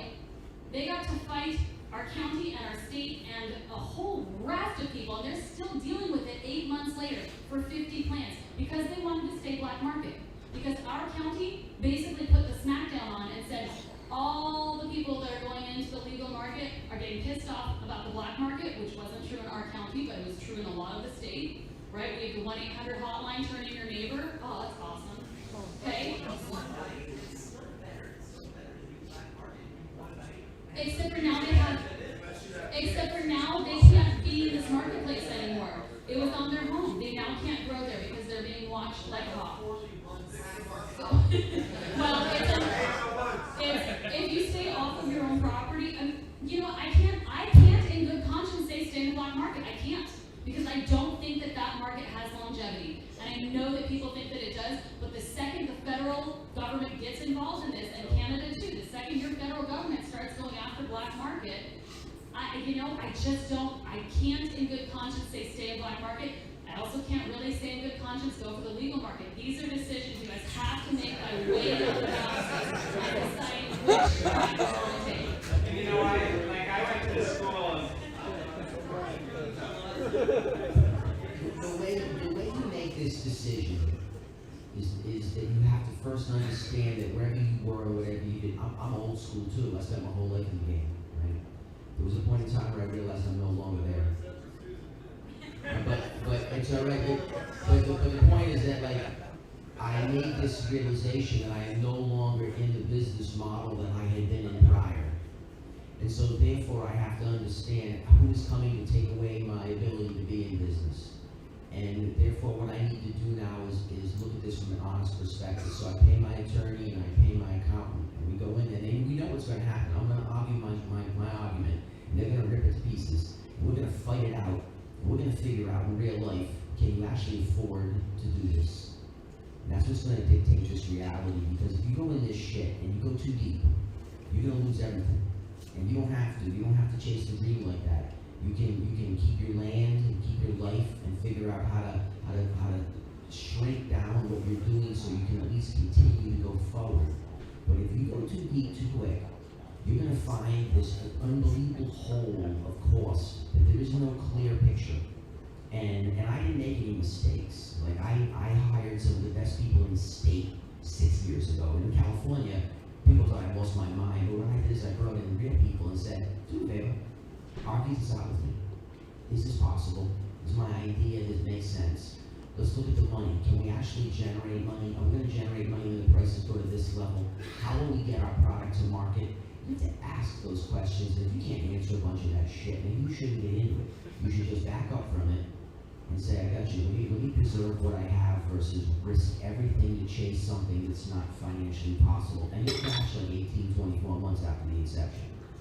And then you're gonna go, and the whole time you're doing it, everyone around you is gonna watch you ride this shit down into a hole. And you're gonna make everyone around you terrified because they're gonna think you lost your mind. And the only way you're gonna be able to maintain any kind of belief in it is that you have a clear plan and that you can see milestones and that you can actually answer these questions and your predictions are correct. I said it was gonna hit this at this point, look, that's what we are. I think we're gonna go here, look, this is my research, this is where we are. You are extremely objective. You throw all your emotional shit away. And you look at this because the people that are coming to get you are playing that game. You keep your emotional stuff for your family and for your craft. Because that's where you can't lose your integrity. You can't lose it with the people. You can't lose it with what you do. So you maintain it there. But you're crystal clear. You are no longer in the game you were in. And that you better be really clear about the finances. And so it's quick. $300 an hour for a lawyer to sit down and have a conversation is not that expensive. Especially when they're there to tell you, that doesn't make sense to me. Convince me. Well, you need to convince people who do real business, and you can't convince them, I mean, it's not real business. And it makes it really clear, it makes it very simple. And now they can say, hey, I can see the picture, I can see this. And then the accountant says, I can see the numbers, I can see the margin, this makes sense. That's a real prep for this. That's how you answer it. You know, wholesale, it varies, depends on who you are and your marketability. So some people are moving cannabis to larger distributors for $700. Some people are moving it at $4,000. Connected to, the 41 and the Biscotti went $4,000. So the bottom line is, yes, it's happening. Somebody's doing it at a level bigger than you. That means it's real. It's very real. So be crystal clear that monsters are delivering product at a price point you can't. Because you can't get shelf space, because you don't have the distribution chain tied up. You don't have the same control of the market. You don't have the ability to satisfy the need to get the public to recognize your product. You're begging them to buy this shit at a higher price because you're on a smaller scale and you're trying to convince people to suddenly grow a knowledge base overnight about how it's better. So like, you could be really clear where you're coming in at your price point, and be crystal clear as to where the product is going to be sold, who's going to pick it up from you, and what the distributor pace is, so that you're putting things that are going to make you look good, that allow your farm to have a good reputation, because if you don't, by the time someone buys it, you look like you can't grow, even though that's not true. So you got to look at this from this perspective of, how do I get my product to market at a fast pace? How do I get cash back fast enough to stay liquid? And can I do it at what level right now? And a lot of it is, once you can't answer those questions and none of it makes sense, then it becomes a really dangerous journey to go forward. And I recommend that people just hang on a second, because the truth is, farms will be for sale in another couple of years, and you'll be able to acquire operations that you couldn't build today. That's real business. I was just gonna say, in Washington, you go next on Canada, but in Washington, we are like 700 pound. A lot of growers would be stoked for $700 a pound. Like, I'm not joking. We're in single grams packaged out the farm, $700 a pound, and you stoked for. Honestly, I'm not bullshitting. And you get like my license I bought for $75,000. I'd be lucky to sell for 20. Totally. So go And ahead. to address what you were talking about specifically in the having consultants, specifically what he's talking about is in Canada right now, Health Canada is not taking applications from anyone, and they're not passing applications through unless it's gone through certain consulting agencies. These consulting agencies can cost up to $160,000. This is what we're talking about by consultants. It's not a chosen consultant, it's a forced consultancy. This is very different. So actually, I have run the numbers on the Canadian licensure and the micro licensure and then the LP licensure. There is absolutely no way that micro licensing facilities can make money. Forget it. If you talk to your accountant, if you talk to your lawyer, if you run those numbers are going to totally take you into the ground, and that was their plan from the beginning. Absolutely. Your medical permit is you should stick with your medical permit right now, and really and truly, we're talking about, whether we're going to stay in the legal market or the black market right now. Well, right now, the black market in Canada is absolutely thriving, and it's going for a higher price than it was going for 5 years ago. So now we have to really look at that. I think that the most important thing that Canadians can do right now is just wait it out. Advocacy groups. Join together with other people, because the laws need to be changed, because the way that it stands right now, and they are still being formed until Canada Day. So anybody that's out there on the live stream that's listening to this from Canada as well, we need to change those laws before Canada Day, which is July 1st. Because then that's going to be shut down for us. July 1st is our time. This is the time to now join Advocacy. You all know what I mean. I'm under-medicated. So yeah, sit it out for a little while. The laws need to change because they're not looking for success in small farms, and it's not going to happen. Steve wants to say something in a sec, but I think that's a big part of this regenerative conference is how can we grow for the least amount of money, and that's what I love about regenerative farming and this type of growing. It always comes back to it being a good idea. So the whole idea that you're going to get the lights and the indoor grow operation and do something that's viable is really looking dim. We're going to make a big suggestion to start thinking about hemp, and growing some type of product that isn't regulated and in the same type of ways. In Canada, that's hard because the hemp, there's certain varieties that you can try. The only ones you can do them now are high in CBD.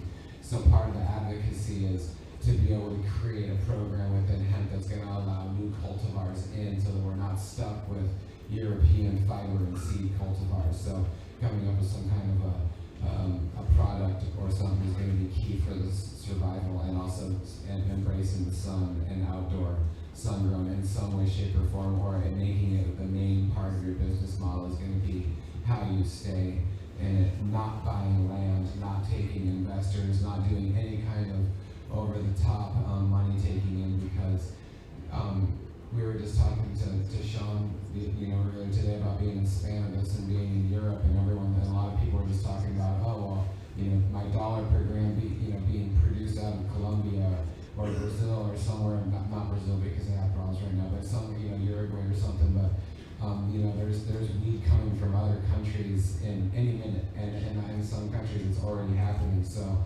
the idea of lower production happening in other parts of the world is a reality coming towards us. So we need to figure out how to, keep in the game. And I think research and development for right now is a good model to look into. Just trying to find ways to get in there to where you're not inundated with the cost, because I think that black market looks pretty good, because the idea is, yes, you can still get in trouble with it, but with white market, it's almost guaranteed trouble. So I think we still have to go towards the trouble a little bit to try and make it work, but it's extremely daunting, and I feel for you because we're going through the same thing. But as soon as we go home in the Nelson area in British Columbia, we're having these meetings with local lawmakers, and it's extremely important that you make that happen for you and talk about your issues. I just wanted to say something really quick that the Dalai Lama once said. It's one of my favorite quotes ever, is learn the rules rules so you know how to break them. I see a whole room full of outlaws and people that have brought this plant forward. So I think it is absolutely important to do as much, the legal process as we possibly can. But once we learn how, this legal process works, we need to change it. And that needs to be changed imminently. And what Josh said is it's really important too. Right now, CBD is wide open. The federal game coming in 2020, it's coming fast. It's going to change the way that we look at cultivation methods. It's going to change our SOPs. It's going to change everything. Because we're no longer going to be bound to the licensure of state to state. We're going to be bound to the licensure of the feds. So that's why it's more important than ever that we need to break down these state lines. We need to all form together as people who are growing conscious cannabis. We need to come together. It doesn't matter what state we're in. It doesn't matter what country we're in right now. What our main thread is in being able to be successful is regenerative agriculture and growing a product that we know we can take to the international market that's going to be successful. So I was going to say that here, but I want to build on what you just said because it's so powerful. How many times have you guys heard, well, small growers can't support the industry demand? Really? Who the fuck grew your wheat since 1934? For real. We supplied the entire industry, the entire country. We're all of y'all's closets, and all y'all's barns, and all y'all's garages. So when someone tells you that small people don't have a place in this market, ask them where they got their weed before a couple of years ago. For real. But what I wanted to say is, correct me if I'm wrong, I'm the only person aside from you two who's applied for a Canadian license. Maybe Kevin has worked with some. Okay. So guess how many pages are just our extraction facility list for the application? 1,400 pages. And we're somewhere between $85,000 and $110,000 deep in the application, and we filed it last June. And we've been burning cash and putting money on paying rent on a property and everything else since about a year before that. So how many it's that, but at the same time working with people in Oklahoma, I get full vertical dispensary, manufacturing, and cultivation for $7,500. So if you're passionate about this, don't stay where you're at. Go where the licensing makes sense. Like I know that sounds crazy, but don't necessarily stay, just because you grew up in your area, that might not be the best business decision. If you're passionate about cannabis, it might make more sense for you financially to find someone in a different market that will allow you to get into it. Just because your state's jacked up doesn't mean you have to throw away your dream. You can absolutely move to a more favorable market. I'm not telling you to absolutely do that every time, but don't close your mind to that idea. You might find one that's more receptive to what you're trying to do that makes sense. Granted, I'm still in queue, just the way that they're still in queue. Both of us have written countless letters to Health Canada and a whole bunch of other stuff. But you have to do that outreach. You have to, and Kevin's done, and Wendy and everybody else up here has done a lot of work, and you guys as well, at bringing the community together and giving us the ability to work together to afford a lobbyist, to afford the kind of political clout that you have to have if you're gonna fight back, because otherwise it's a bunch of people bitching to them. Because you need to do like what Kevin's done, where you drag in people with walkers, and you reach out to the elderly, and you reach out to the people that have kids that are suffering, you reach out to everybody that's going to benefit from this, and have the whole army of you come in, and not just a single soldier, because you won't win. All of us. I just want to say that, what is your guys' tax rate? Because this is pretty important. 10%. I think 10%. 10% on cannabis? Right, so that's a, Yeah. I heard it was 6.2. It just went down. It just went down, actually. But that's important for the speakers to be aware of, because this is actually, that puts you guys in a very unique place to distribute cannabis naturally, or nationally, or internationally, because you have a low tax rate. Like mine is 46 out the door. Most juice. It's like 48, because the bottom line is, as soon as these guys see money, they go after more money. And so you just, it doesn't matter where you are or how awesome it is right now. As soon as your politicians realize that they're going to have a handful of money to misappropriate, they are going to absolutely do what they need to do to get that money. And so what you have to do is you got to look at the worst case scenario that's taking place and just figure out, can you function in that? And the thing about this, the cannabis coming in from overseas is that there's a real problem, because in our mind we have this belief that cannabis that come from these other areas is beautiful. because that's where they grow all these incredible varieties. But that's actually not true, because so many of these varietals got trimmed out through war and forced poverty, and then change in production to cocaine and opium. And so what you're doing is you're seeing a lot of North American varieties being grown in Central and South America, which blows your mind when you're there and see the person, and you're like, you gotta be kidding me. So they're having hell of problems trying to find anything that can grow in that dual season environment they have. And when it gets wet, and nothing grows. So they're not really your competition. They're not your competition. They're the large corporations' competition. That's who's really going to go after it. Why do you think they had so many greenhouses in Southern California? Because the Colombians took that business from them when NAFTA came in. It made it cheaper to ship flowers to the East Coast from Colombia to the East Coast than it did from Bay Area to the East Coast. So there's a little change in dynamics all of a sudden wipes out an industry. But flowers are different. And these other countries have nowhere near the same level of standards we do on testing. So once it comes here, is it really going to make it through the testing process and actually be sold? And who's going to buy it? So it'll take the mid-market and it will highly compete with that mid-market. It'll compete with the bulk market. It'll compete with the extract market. It's not a craft market. They're not shipping that stuff over here to compete. They can't. We've destroyed the cannabis world in a way that when you really go look at it, it trips you out. But you're like, wow, we did what with cannabis and we do with rainforests. We're wiping out the diversity, and we're working with bottleneck populations, and we're working with this is hot and trendy, and then as soon as it's not, we discard that and jump to something else, and pretty soon by the time we're done, we don't have much left. So every country has that same problem. And so they're not going to send product over here that's going to compete with you on a craft level. They're going to suddenly generate craft cannabis in Colombia, because most people won't appreciate it, and American markets like sedative cannabis primarily. So when you really take a look at who's buying it and what it has to look like to be sold, that's not your fear. Your fear is the ability for the companies that you're involved with locally to be able to financially play you out over time until they wipe you out. That's an oligarchy model. And they'll just be able to financially bleed investment until you're all gone, and then they can raise the price appropriately. And so to me, what I see is it's a survival situation where you have to survive long enough to keep your farm active as you go forward, so that when it cleanses, there is opportunity, and there is clearly two defined markets, massive and micro. And we're micro, and they're massive. There's nothing in between. And we just have to make it that far. And that reality of it allows you to make better decisions on what you're doing, because it lets you look down the road a little further. And you don't have such a knee-jerk response. And you got to realize that you're being told who your competitors are, just like you've always been told who your competitors are, because then it makes you think that we're fighting each other, not fighting someone else. And so for cannabis, primarily, none of us joined up because we're going to jam up each other's markets. Like the market was so big, you could have thrown a buffalo into it and would have eaten alive. And we didn't realize that. And so now it's the same propaganda, but in a different way. And I think that people have to realize, just be honest, can you or can you not have the farm? You might have to change what you do because that's really the reality of it.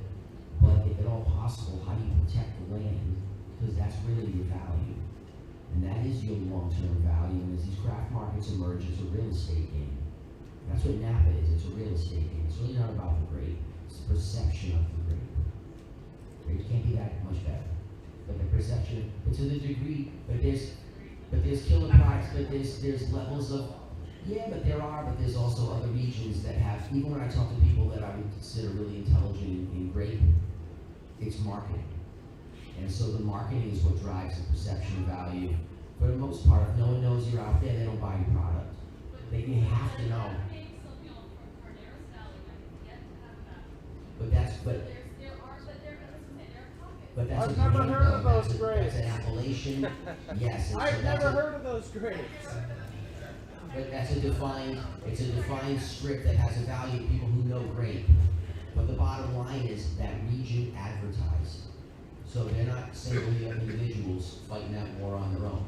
They're doing it in a collective group. And that's where Raquel's saying that you have to, it's when the same message, you have to work together in some capacity, so that you can team up, so that you can figure out, you may not be able to run your farm, but you might be the right person to help create someone else's success, and in that, you really want to get paid. You have to be able to use each other's toolbox. And you got to admit who's who's got the best toolbox in each respective area, and then you just basically trust them like you always have, and you run with it. And that's how you survive this. You know, it's a wild ride to get into a business that used to make a tremendous amount of money and now doesn't make any money. It makes survival. And you know that that's the game because you've seen how it's played, and it's played just like any other investment game, where we're going to come at it so aggressively, we're going to blow through the competition. And then whoever survives it, they're the ones that come forward as the victors. And for us, because we're emotionally invested in our life and our farms, you know, we're getting emotionally worked over. But they're not. It's very objective. It should be similar because when you mess around with law enforcement in your career, they go home at night and eat dinner. They wake up in the morning and chase you again. Where you're still in the bushes at 4 o'clock in the morning making sure that your house isn't hot. And so they're in charge then. So there's no difference now. It's just that you don't understand that they're beating you up emotionally. You have to be able to say that it's okay, you're still valid, and that your career choices were good because you made it deep into your life happy. And that's what I had to give myself the lecture. But if I hit my boss today, I'm cool. I had a great life, it was what it was. Now I have to go forward with what it is, but I can still hold my ethics to the best degree possible. And that way your cultural desires remain and your spiritual stability and strength continues, and then you work out the money as you get down the road. Also, as much as we speak against monoculture and monocropping, we also speak against mono-income. Polyculture, poly-income. It's incredibly important. They go together. Polyculture, poly-income. How many different types of income possibilities do you have on your land? How many different types of poly-incomes do you have in your indoor facility? That's what's really important. If cannabis is not the only thing that you're selling, then you have other opportunities that can help buy you over.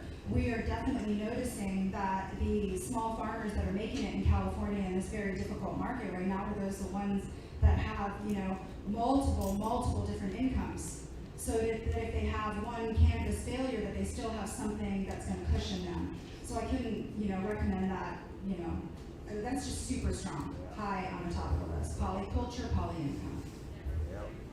Yeah, and it's not really as much about strains anymore as it is about cultivars and just understanding what cannabinoids and what kind of profiles you have, because when you get out of the THC varieties and you get into the hemp varieties, you have the ability to work with international nutraceutical companies or international companies that can buy your product. And hemp in this world right now is not produced organically as a main you know, bulk item. So if you can produce regenerative hemp in something that's higher in CBD, or and obviously CBD, but higher in CBG or CBN or CBC, if you can find spikes in your cultivars, then those are going to become extremely important for you. So I think it makes sense, number one, to have more standardized testing, because testing is a really big issue. It's not the same, you know, when you go to different labs everywhere, so it's hard to really know what you have when,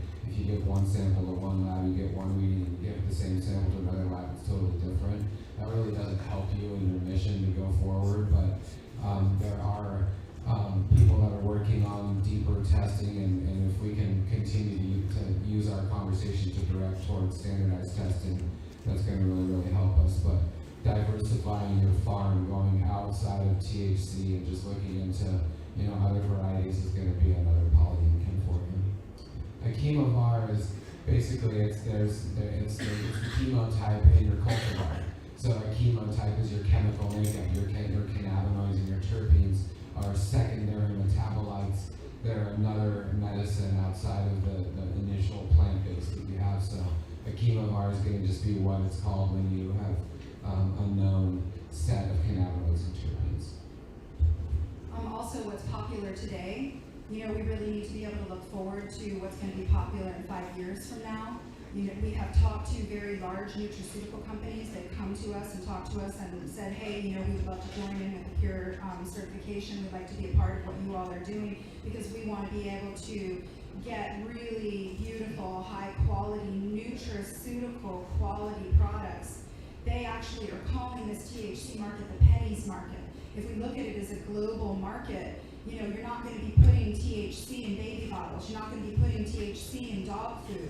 All of those things are going to be enriched with CBD in the future. So as far as a secondary income, looking into CBD, looking into full spectrum chemovars, looking into full spectrum phenotypes is really important.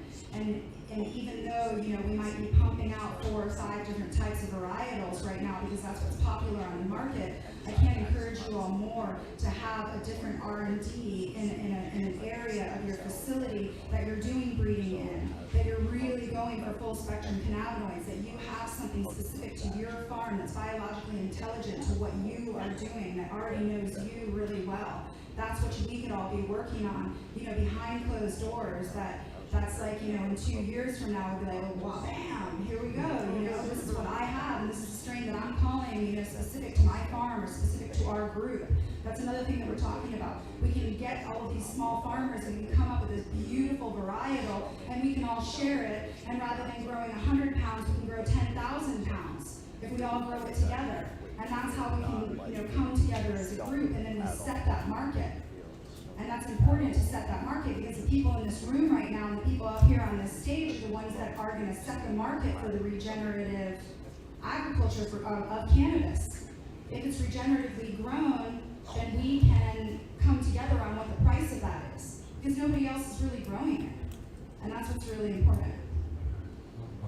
In Oregon, it's like $300 to $300 a pound for, you know, high THC, bomb ass, most gnarly smelling, incredible buds grown outdoors for free, regeneratively, and they can't sell it. But high grade hemp, which can be grown by the acre, you can get up to $700-800 a pound for the tops of a really good hemp plant because it's not happening. You know, even though there's tons of people growing hemp, so that's just a little dip into the future. If everyone's growing all this weed and all this hemp, but no one's growing actually high-grade sweet hemp, and it's worth 2 to 3 times as much as THC varieties, it doesn't take me very long to figure out what I want to do.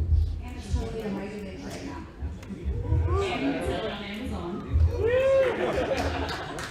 You're going to compete against. You're going to get into a new market. All of a sudden, you're going to get into a market that John Deere's working in. Like, you be really clear. Like, if you want to run a trend, yeah, but you know what though? That right now, but I know that any major company does a good job doing analysis, and I wouldn't, they may mess up when they enter a game, but they do a pretty good job of taking over a game once they get in it.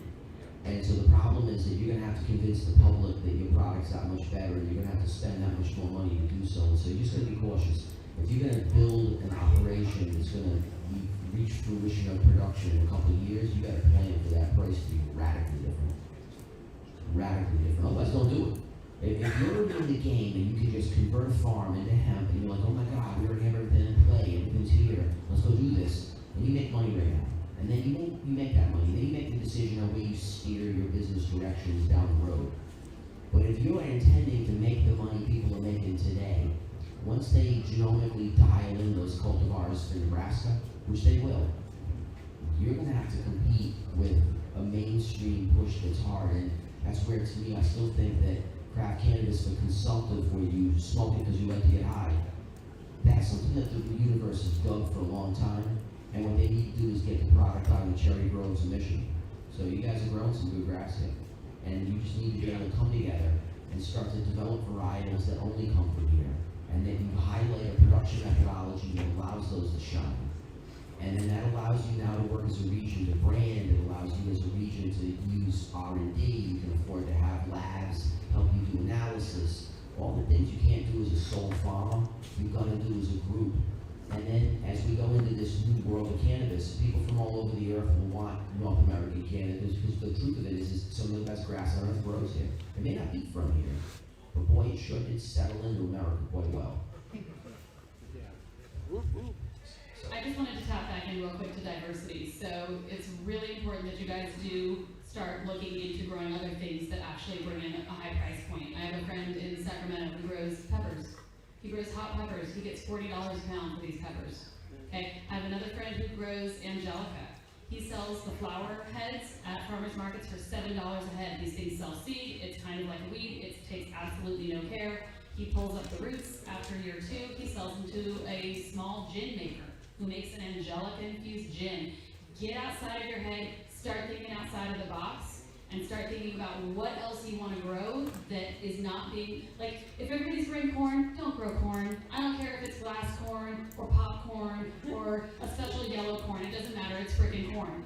Think of what else you can grow that's a niche market that you can get a good price point at, so that when these things do start coming down the line, you have something to fall back on, or a few somethings. So again, it's diversity. I mean, I do a lot of different things in my business. If you're, you know, not the consultant, and maybe you're not the cultivator, you're not the whatever the case may be, but you really love a certain flower that grows, you know, in your area, and you're really good at it.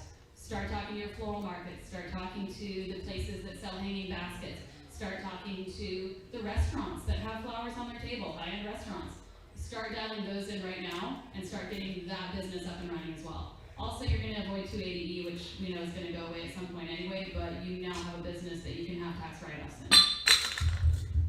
So, I have a question about, you guys are talking about varietals, and I know that Emerald Cup Type 2 cultivar kind of won an award this year, and it kind of took everyone by surprise. And, like, what do you guys think about how Type 2 cultivars are going to, like, gain popularity? I think that if you, see, I think lab results created huge problems in cannabis in terms of what people perceive as quality.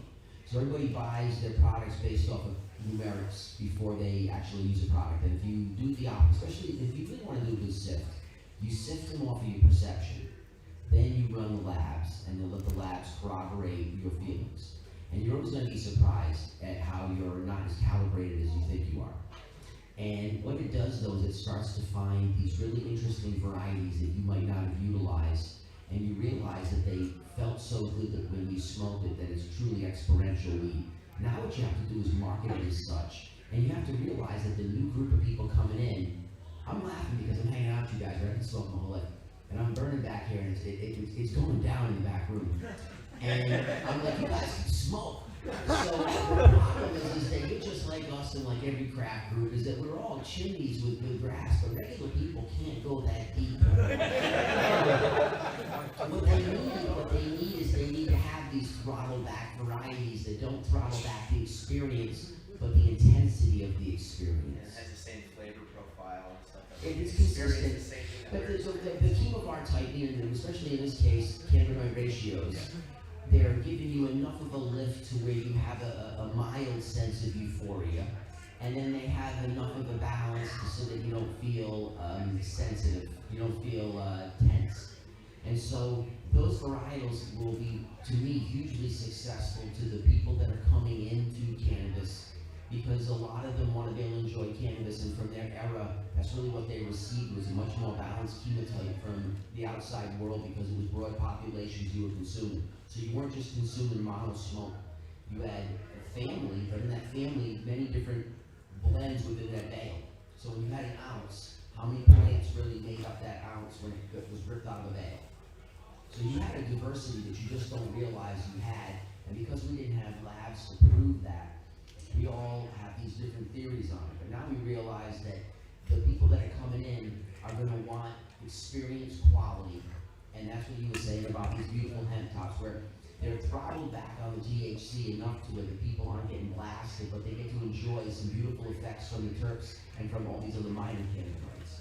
But the people who want to still get a little more throttled up than that, to me, these type 2s where you have a mixed varietal, you have a mixed ratio, more balance, that to me is a burgeoning market. And it's just that you have to be very careful, because right now, the people who buy at the store are still numerically driven. And people say, well, I can convince them of this. And I said, well, you go sit here and spend all day convincing each store that you have your product in of this fact, because it doesn't work like that. So what you have to do is you have to be able to have products that have numerics that move in the market, and then that brings attention to your brand, and then now you have attention to your brand, you can now introduce them to these varietals that you say, when your mother and father come by and they want to relive their glory days, let them smoke this, don't smoke this one. And now what you'll have is an educational process that will occur organically. And that's what we need to re-stratify what's available as products. Otherwise, we're forced to grow only some very specific stuff, either really truncated THC or over-exaggerated THC. It's almost like there's nothing in the middle of cannabis, and the truth is in the middle is where balance lies. Thank you, that was a really beautiful answer. And also at the Emerald Cup, the highest THC has never won the Emerald Cup. That's the case for every year. And even though there's 700 to 800 flower samples on the table, you'd think it would be the highest THC that would really be the one that would really catch your attention because you just smoked 700 joints before it. But the reality is, Dr. Ethan Russo has told us about the entourage effect, and it's the entourage of the whole entire picture that really gives you the sensation that you're looking for. And high CBG, if you have a higher CBG in your counts, then it's the precursor to the other cannabinoids. It's gonna make those more powerful. So really, it's understanding each cannabinoid and how it works together with each other, which is it's an emerging awareness. We don't know that yet, especially because there's over 100 cannabinoids in the plant. We're only like super into like 8 of them. You know what I mean? So I think that it's also a chemical makeup within our body. And I think that was a mistake too, the type 2 winning, because I think it got mixed in. If that wasn't last year, it was the year before or something. But Yeah, sorry, it's just something I heard. it was awesome. No, it happened. Oh, it did? Yeah, Okay. yeah. It was basically it shouldn't have got there, but it did, and it was like, how you doing? Thank you. I wanted to also add, does everyone know what the highest selling edible is in Colorado, or has been since legalization? Sure. The rookie cookie. The rookie cookie. It's a 5 milligram edible for people that have not smoked in 30 years. It's the single highest selling edible product in the whole market. At the same time, the most stoned I got probably in the last year was at Emerald Cup, and their 10 off of one of their strains that I think was 14 or 16%, but in a terpene profile that would kick you in the ass. But it's that combination of the terpenes and cannabinoids. I know you have a true terpene shirt on, and I know there's some controversy with them right now, but if you look at, I'm not going to get into that, but if you look at, they've done a lot of publishing on this terpene does this with this cannabinoid, and this with these combos, and that's something that there's very little research on. There's a lot of people, I know Kevin's worked with a lot of people that have done much more in-depth work than they have, and in terms of lab research, but each of these terpenes have their own medical benefits, and when you combine them, combining myrcene and THC might be sedative. I don't know, it's probably wrong, but sedative. But you combine that with like myrcene, THC, and pinene. Maybe now it's like drinking 3 espressos. Just the additive of one terpene can have that radical of an effect, going from being a sedative to a stimulant. And we don't even understand 1/10 of what's going on, or even what the combos do. And that's kind of the $600 billion question in the industry: is what does what and what treats what, and what combination does what. And one other thing I wanted to bring up on this, because you guys have all worked hard on cultivars, and I brought this up to everyone, is what do you guys think of like these guys that are trying to do algae or yeast-based stuff with CBG, and then trying to replicate people's hard work with these breeders that have spent decades breeding stuff out, and these guys think they're entitled to come in and copy our shit. Well, I think that the plant will have the last laugh. And I think that we are dealing with an adaptogen, and that's exactly what she's going to do, is adapt. And she can't be controlled like corn, soybeans, canola, all of those plants that are really important, in the plant world. They're not master plants. Cannabis is a master plant. It's an important plant. The reason why it's called a master plant is not only because it has really high nutritive values, and also that it has the ability to be psychoactive in ourselves, but also is a plant that teaches other plants. And I think that that's really important. Like, how is it that this plant is going to lead the way for different ideologies and the way that we grow other plants? And I think that she's doing just that. And these conversations, they may sound really small, and they're in small farms and that, but we are creating a new conversation because this plant has given us the ability to create this new conversation. By ingesting this plant, it gives us a different type of intelligence. Everybody sitting in this room is medicine makers. We're doing this for a reason, because we have an incredible love for this plant. Let's let the plant lead the way, and the plant is going to be the one that decides. And I don't think that she's going to be so easily controlled in a yeast culture. I don't think that you're going to be able to do all of these different isolates. We already know that, Big Pharma can't get its hands on cannabis. When the nutraceutical market is going to totally thrive, well, the pharmaceutical market you can't take something and isolate it and then expect for it to have the same type of values and the same type of feelings. And that's why I think that allow the plant to determine, where we go in the future. And I don't think that, these type of isolates are going to help us.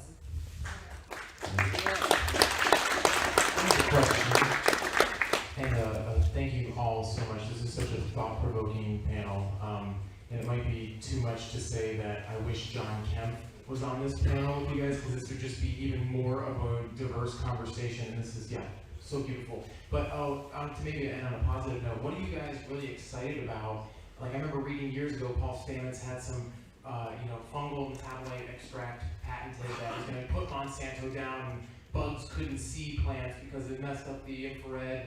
And are there things like this that are happening within like the CRISPR or genetic editing and in this realm that's like hopeful? Like, can we use machine learning for any of this stuff? Like, this is going to bowl us over, right, if we don't embrace it to some degree. Maybe I hope that the machines can't replicate life and that variation, but is there any kind of that hope that you're seeing down, in talking to people around the world that you all are? I mean, where is there light in a lot of this besides just no-till, regenerative, on-site, the mundane that we're all doing? Where is that, the sparks occurring that you're seeing? Thank you. Well, I think that, we don't talk about CRISPR. Machines are a part of our modernization. It's a part of our modern world, and, we don't live 100% in the wilderness, so we have to embrace it as part of our realm. So I think, we could be saying we live in the best time, ever, because we have the ability to analyze everything. It's just, don't get caught in only analyzing it. You still have to bring in the spiritual and the feeling and have those things be a part of the conversation. What is exciting about what's happening right now, from our point of view, is most of the strains that you come across, even though they smell and look really differently, are really high in THC and high in myrcene. So those are the two things that you really find. So if you can get into strains that maybe have no myrcene in it, and really high limonene and really high pinene and beta-ocimene and different things, those are what we're gearing. That's what we're looking for at the moment. And feminization is a big thing that's used in CBD. Hemp is the big thing to be excited about right at the moment. Because there's so much potential with it. You can grow a plant right now and create a product that you can sell in other countries right now, as it is, and we're doing that. And that to me is really exciting. And being able to generate different products without it is what we're really looking at right now. So product orientation, compounding, using Chinese herbs, using medicinal mushrooms is something we've always done, and bringing together herbalism and we have an ability now to take cannabis into herbalism. It's not just the black sheep herb that's off to the side that is just kind of like that you laugh about it a little bit, and it's something that we can bring in. So I think we need to embrace traditional cultures, Ayurvedic medicine and Chinese medicine, and bring cannabis into that. And then also cannabis is now bridging into big agriculture, and I think that's an opportunity. I think that some of the work that Suzanne's doing with bringing down big ag use of chemicals is commendable, and I thank you for that. And that's a really big thing. So herb is now moving into the pharmaceutical and into the big ag, that realm. So it's almost like it could potentially take the consciousness that it has within that realm and make a big difference on the land. So I would like to see regenerative agriculture is a really key part of what's exciting right now, because it has the opportunity to bioremediate the land, bioremediate the humans, and we're in an all-time need for that. As smart as we are with the machines got us into this problem. So I think that Kelly and I are really interested in the machines, and we'll play, they can be around the sandbox and all that and stuff, but we really want to learn the biology, the biology and the natural cycles are what we're really losing. We've lost our ability to have intuition and stuff because the machines have taken us away from that. So we're really excited that there is a format where we can use herbalism and use this consciousness in our growing. And so moving beyond the modern cultivar where it is, where we bred out all the other strains is really important to us. So even though it's kind of tricky growing land-raised strains, we create a space on our land to do that because it gives us realms. And you'll see a flower that a friend would come over that's like a bro and talking about mids and stuff, and they would see your land-raised flower and they wouldn't know what to think about it. It'd be like, that's not a flower type thing or whatever, but when you start washing it or you start making it into edibles and you start doing things, all of a sudden it's like, oh shit, that's all I want. So I think that it's really important for us to see that the nicest flower in the room that you smell and look at is a really cool thing, but there is more to cannabis than that. So that's just my thought for the moment.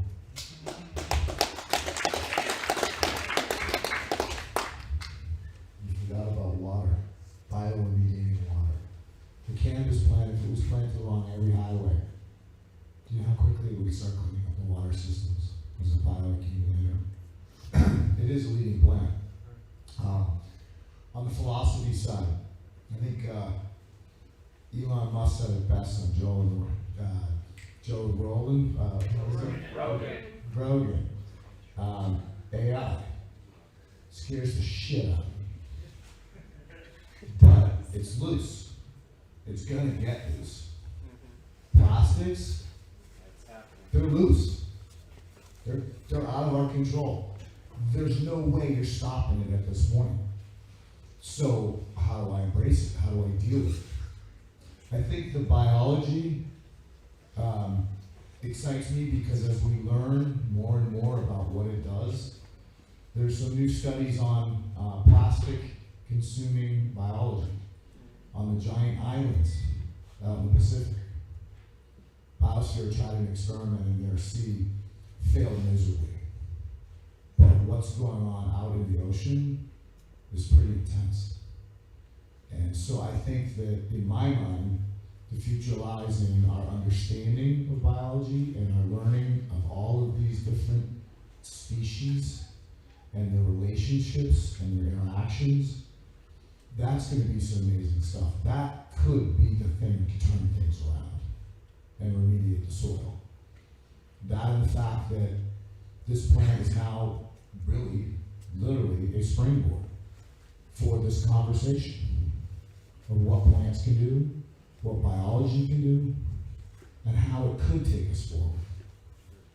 So to me, that's the most exciting next step. And how about you, Susan?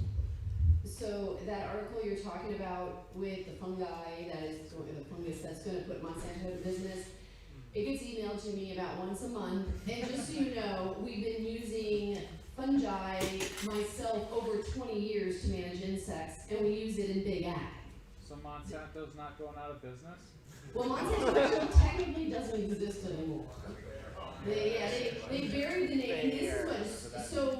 And this is a good social experiment because if you say name a horrible company, it's either going to be Comcast Cable or Monsanto. But all the big agrochemical companies each have things they've done which have not been very environmentally friendly. So they're all equally guilty, but it's funny how branding Monsanto, and that's why they decided, you know what, because I don't know if you caught the blip, for about 1 year there was Monsanto Organics, and I about laughed till I cried when I saw that at a trade show. I'm like, that's never gonna fly, and sure enough, it went away. The thing I struggle with, because you talk about diversifying, I work with lettuce people, I work with poinsettia growers, I work with cannabis, I work with mums, I'm all over, anything interesting. Is the changes I have seen, because I've been in the industry 28 years now, how much I have seen change. And I had to make a decision very early on, because I was in high school, I was trying to save what's left, and we did all the protesting and this and that, and I had to decide, do I want to be a part of the problem or part of the solution? And I really wanted to be part of the solution, and I saw that working with large-scale production, I could have a bigger impact for reducing the pesticide usage than working with people like you that have already gotten the memo on it. And it has, I have been yelled at trade shows by chemical companies till I literally cried, but I had to pull myself up and get back out there because they saw me as the enemy. Flip forward to now, these, I'm gonna say it, they're kissing my ass right now because they realize that traditional synthetic pesticides, even though in some situations we still can't get away from them yet, but the market is moving to more microbial stuff. It's moving to the fungi for management. I'm getting ready to attend a week-long course on just endopathogenic fungi, so we can learn more how to use them, fungus and bacteria that kill insects, so we can harvest what's already here to use. And I work with some of the biggest floriculture greenhouses in the country. They do not market, they do not advertise how they're not using neonics anymore, and there's no law that says they have to stop. The laws have not changed, but they have changed their growing methods drastically. They're using the microbial fungus, using lots of trichoderma, Bavaria bassiana. We release predatory mites every week. We're putting out fungi, but they're still viewed as the bad guys, but they don't market the change. And I think this is something I've been on them at doing, but they're scared of the perception from the public that if you don't grow with pesticides, your plants will have bugs. And so we're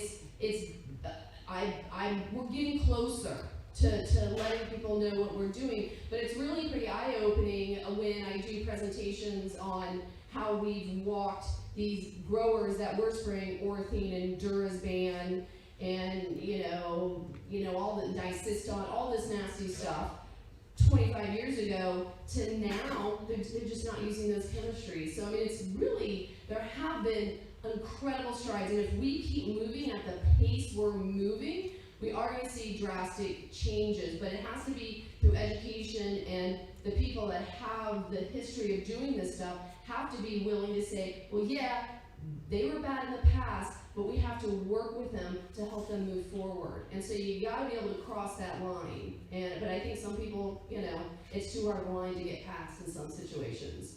So I actually see us as not moving machine forward with pest management. We're actually going back to the technologies that were developed. I mean, we're using beneficial nematodes have been around forever, and they disappeared with synthetic chemistries. But now we're back to it. We're back to more microbials on insect management. So, but it takes a lot of education on how to use them, and as you'll learn tomorrow, identify what your problem is, because you've got to target them very specifically. The broad spectrum pesticides are going away. That being said, with the example you've given, have you guys observed that the farmers have really been able to effectively lead the market or regulation in like good change with better regulation, like you said, how they did that on They're regulations. Or is it just that they've done that themselves? They've done it themselves. The number one driver has a law up to 5 years ago, nobody ever came to me and said, I care about drinking water, I care about employee safety, I want to reduce my pesticides. It's we sprayed everything and we can't kill it. And it's because they've gotten back into a corner of resistance. Same thing with antibiotics. And I got these t-shirts that say you can't build resistance to being eaten, because the biocontrol agents physically are often killing it by stabbing them, sucking their guts out. Again, you'll see all this tomorrow. And evolutionary, maybe they can evolve defenses, but it's not going to happen in our lifetime. So the market is being driven by need to manage pests because the pests are building resistance to chemistries. But at any given happen, a lot of the OMRI listed products, the pyrethrins that everybody's using, absolutely you can build resistance. I'm worried about how much sulfur is being used in this industry. It's hardly used in ornamentals anymore at all. We just don't use it, and it's kind of keeping the sulfur market alive right now is the cannabis industry. And we have to worry about resistance because people don't understand rotations, they don't understand modes of actions and all that kind of stuff. So, he asked me about biologicals with honeybees. So, no, I mean, because that's not a part, since I was here a couple weeks ago and did a lot of stuff already, I'm doing completely different from when I was here before, and that's not part of what I'm doing tomorrow. Tomorrow's more about scouting, finding, and releasing. On the honeybee issues. Now, just like with anything, when things are really out of whack, you can have impacts on honeybees, and the microbials, if they're sprayed in very high numbers, it's not natural, and there can be some concerns, but the other option is, at this point in what we know, it's way better than going in and using some of the pesticides, which we know will have slow dose, slow lethal impacts and all that. It's stepping stones. You know, it's people want to do a 180 overnight, and I'm just happy we've turned 25 degrees right now. And it's going to keep turning, and we, you know, the people want to like pigeonhole the bee decline and say, just like autism, oh, it's vaccines, or it's the pesticides. The bee decline is a giant pie, and a slice is pesticides. A slice is we bred the bees to be docile. A slice is varroa mites. One of the big slices is nutrition for bees, because the flowers that everybody wants, their big hanging baskets and all, you know, the calibrachoas and all this stuff, which are beautiful, it's basically like they're not pollinator foods, and we need to have the right flowers. But we humans have selected for hundreds of years. Here's what we want. We want the flowers. Even the heirloom varieties have been human selected for things we want. And so this is what the bee researchers have to really figure out, is really what are the right flowers. And like with honeybees, I'm sure most of you know they're not native to North America. Not supposed to be here anyhow, so how do you have native plants for them? So it's a very complex system. But with the predatory mites, I will tell you, there's some really awesome research going on where they're actually taking some of the predatory mites, Cucumeris swirsky and Hecawaspis miles, also now known as Strelolelaps, and they actually have them walk through the Bavaria chlamydia. They pick it up on their bodies, and then they put it in these little vials, and then they hang them on the plants. And as the mites disperse, they naturally, the spores fall off, or they pick them off, and they're able to deliver them to parts of plants where things like the flower thrips are. So they're actually applying the microbials to where they are. And some of this initial research that was presented in Vancouver last year showed that they actually can get better control of like western flower thrip species using this application method over spraying. So there's some real interesting stuff coming down the line, but you kind of have to dig for it, and that's what my job is to go to the nerd fest and get this information, and then see how can we apply it in real world production, because at the end of the day, everybody's got to make payroll. And so I can't bring unreasonable financial options to my customers. I have to help them stay in business too. So we have to have stuff that works and is economical. And yes, every once in a while I do have to recommend a pesticide, but the other option is the grower goes out of business and then they're out, everybody's out of their jobs. But eventually we're getting more products, and Bayer, BASF, all the big companies that everybody does not, generally have warm feelings for that are on the organic side. They're the ones coming with all the microbial products now, and they've got the millions to help research a lot of stuff, and it's a stepping stone. It's not, this problem's not going to be fixed overnight. We need better research, more education, and there is this tremendous change now into the small, localized farm, which is awesome to see, but we got to keep going that direction. So it's like turning the Titanic.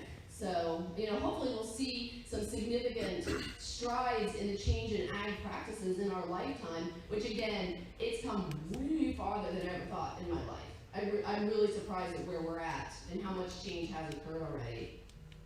So. Are you seeing enthusiastic things from Bayer or these others, or is it more begrudging? No, they're pretty excited. They are struggling with an identity crisis, though, because they have always been, an agrochemical company, and they don't understand how to market to people with these kinds of products. And and there are some situations where they don't even really fully understand how to use the products yet. But again, they can help, get these products and get the research paid for. Because the reality is the small, like the insect producers, the biocontrol companies, they're not big enough to afford funding on the university level, and the days in the United States of research for research sakes don't exist. Research has to be paid for, and a lot of my growers would much rather have a microbial option, but they also have to, again, stay in business. So, no, I think they're actually excited about it. They just have to understand how to use them, because it's very, very different. And again, a lot of these products are much more specifically targeted. So you have to be it's harder to be a grower today than it was, I think, 1980, because again, you could put 6 chemistries in a tank, slam the lid, go out and fog it through your field, and it all worked. The chemistries are failing because of resistance issues, and you've got to be smarter. And with all the MRLs, the maximum residue level testing that's starting to happen on produce, and even tropical ornamentals are being tested for pesticide levels now. There's a lot more going on than I think a lot of the world hears about. So. I just had something to say about the use of pesticides and fungicides, and there's a great quote by Albert Einstein that says, when you feel like you've run out of options, you've lost your creativity. I think that it's something that we can all really think about. The original question was, what's something that's happening that makes me feel happy?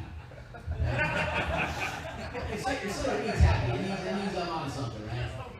So what I'm digging is that for all of us that are in the genetic direction where we want to be able to start creating lines, the material that we've worked with for all these years has been damaged, so to speak, because we use adulterants in the production of it.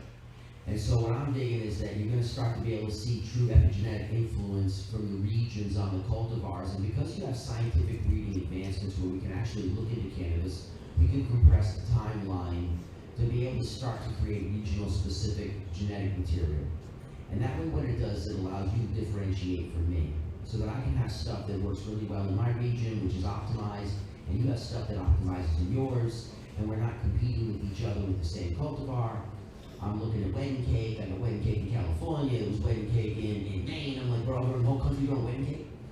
And so what differentiation is there? And that's what I'm digging is that these regions will be able to start to develop breeding lines that have a diversity within them for security, so that each generation that goes forward in terms of your breeding lines picks up the material that's needed to survive from the prior season.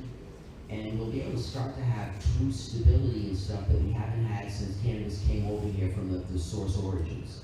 Because we always had to grow it in an underground manner, which forced us never to have a sense of stability.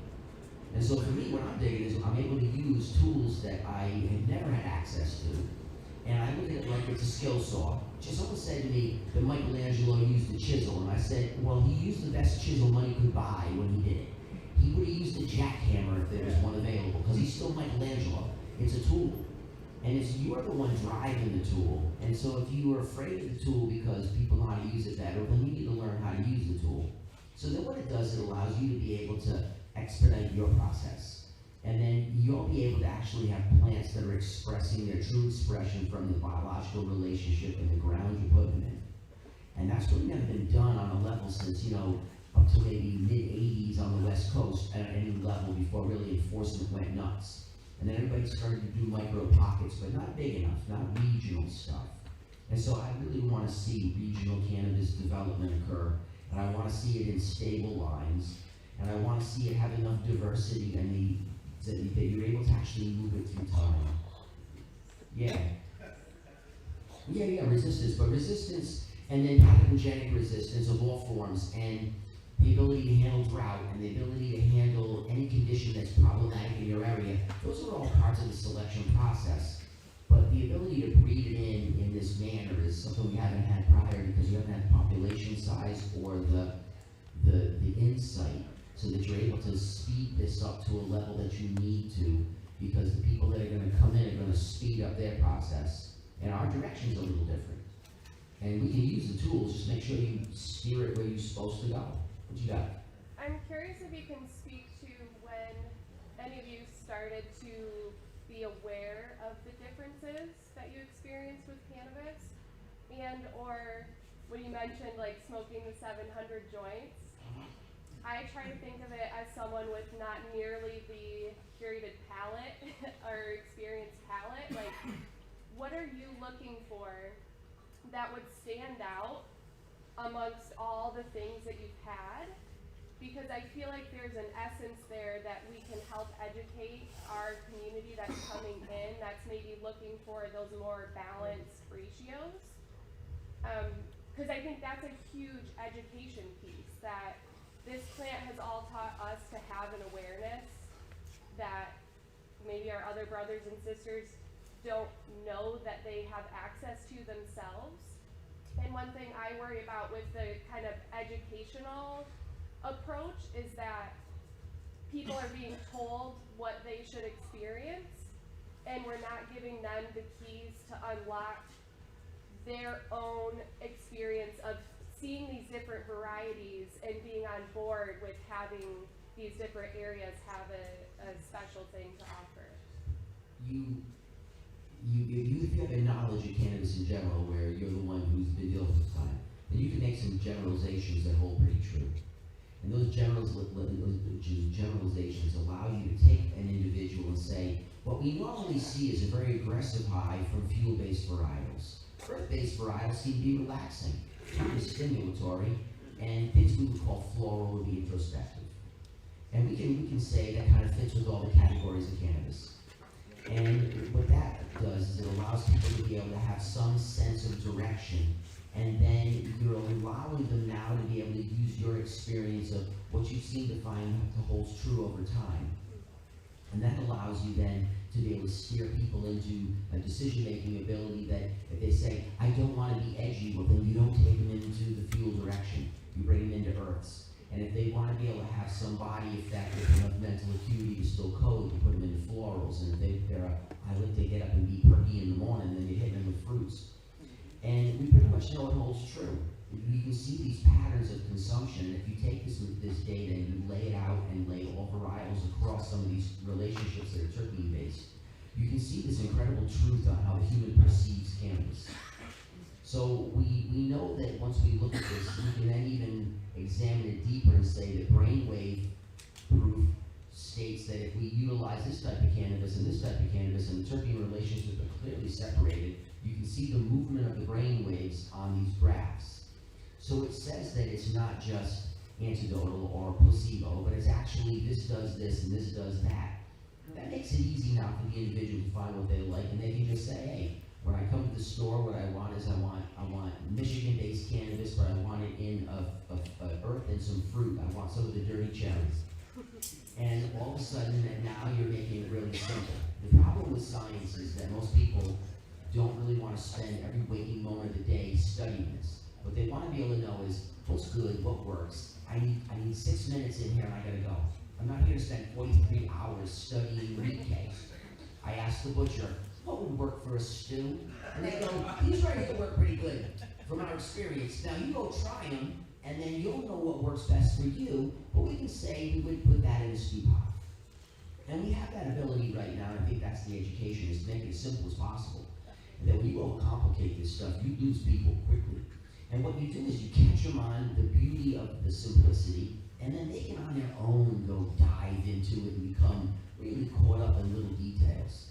But the big picture is what matters to the customer. And you're trying to make it very simple and not dumb it down, but not overly complicate it.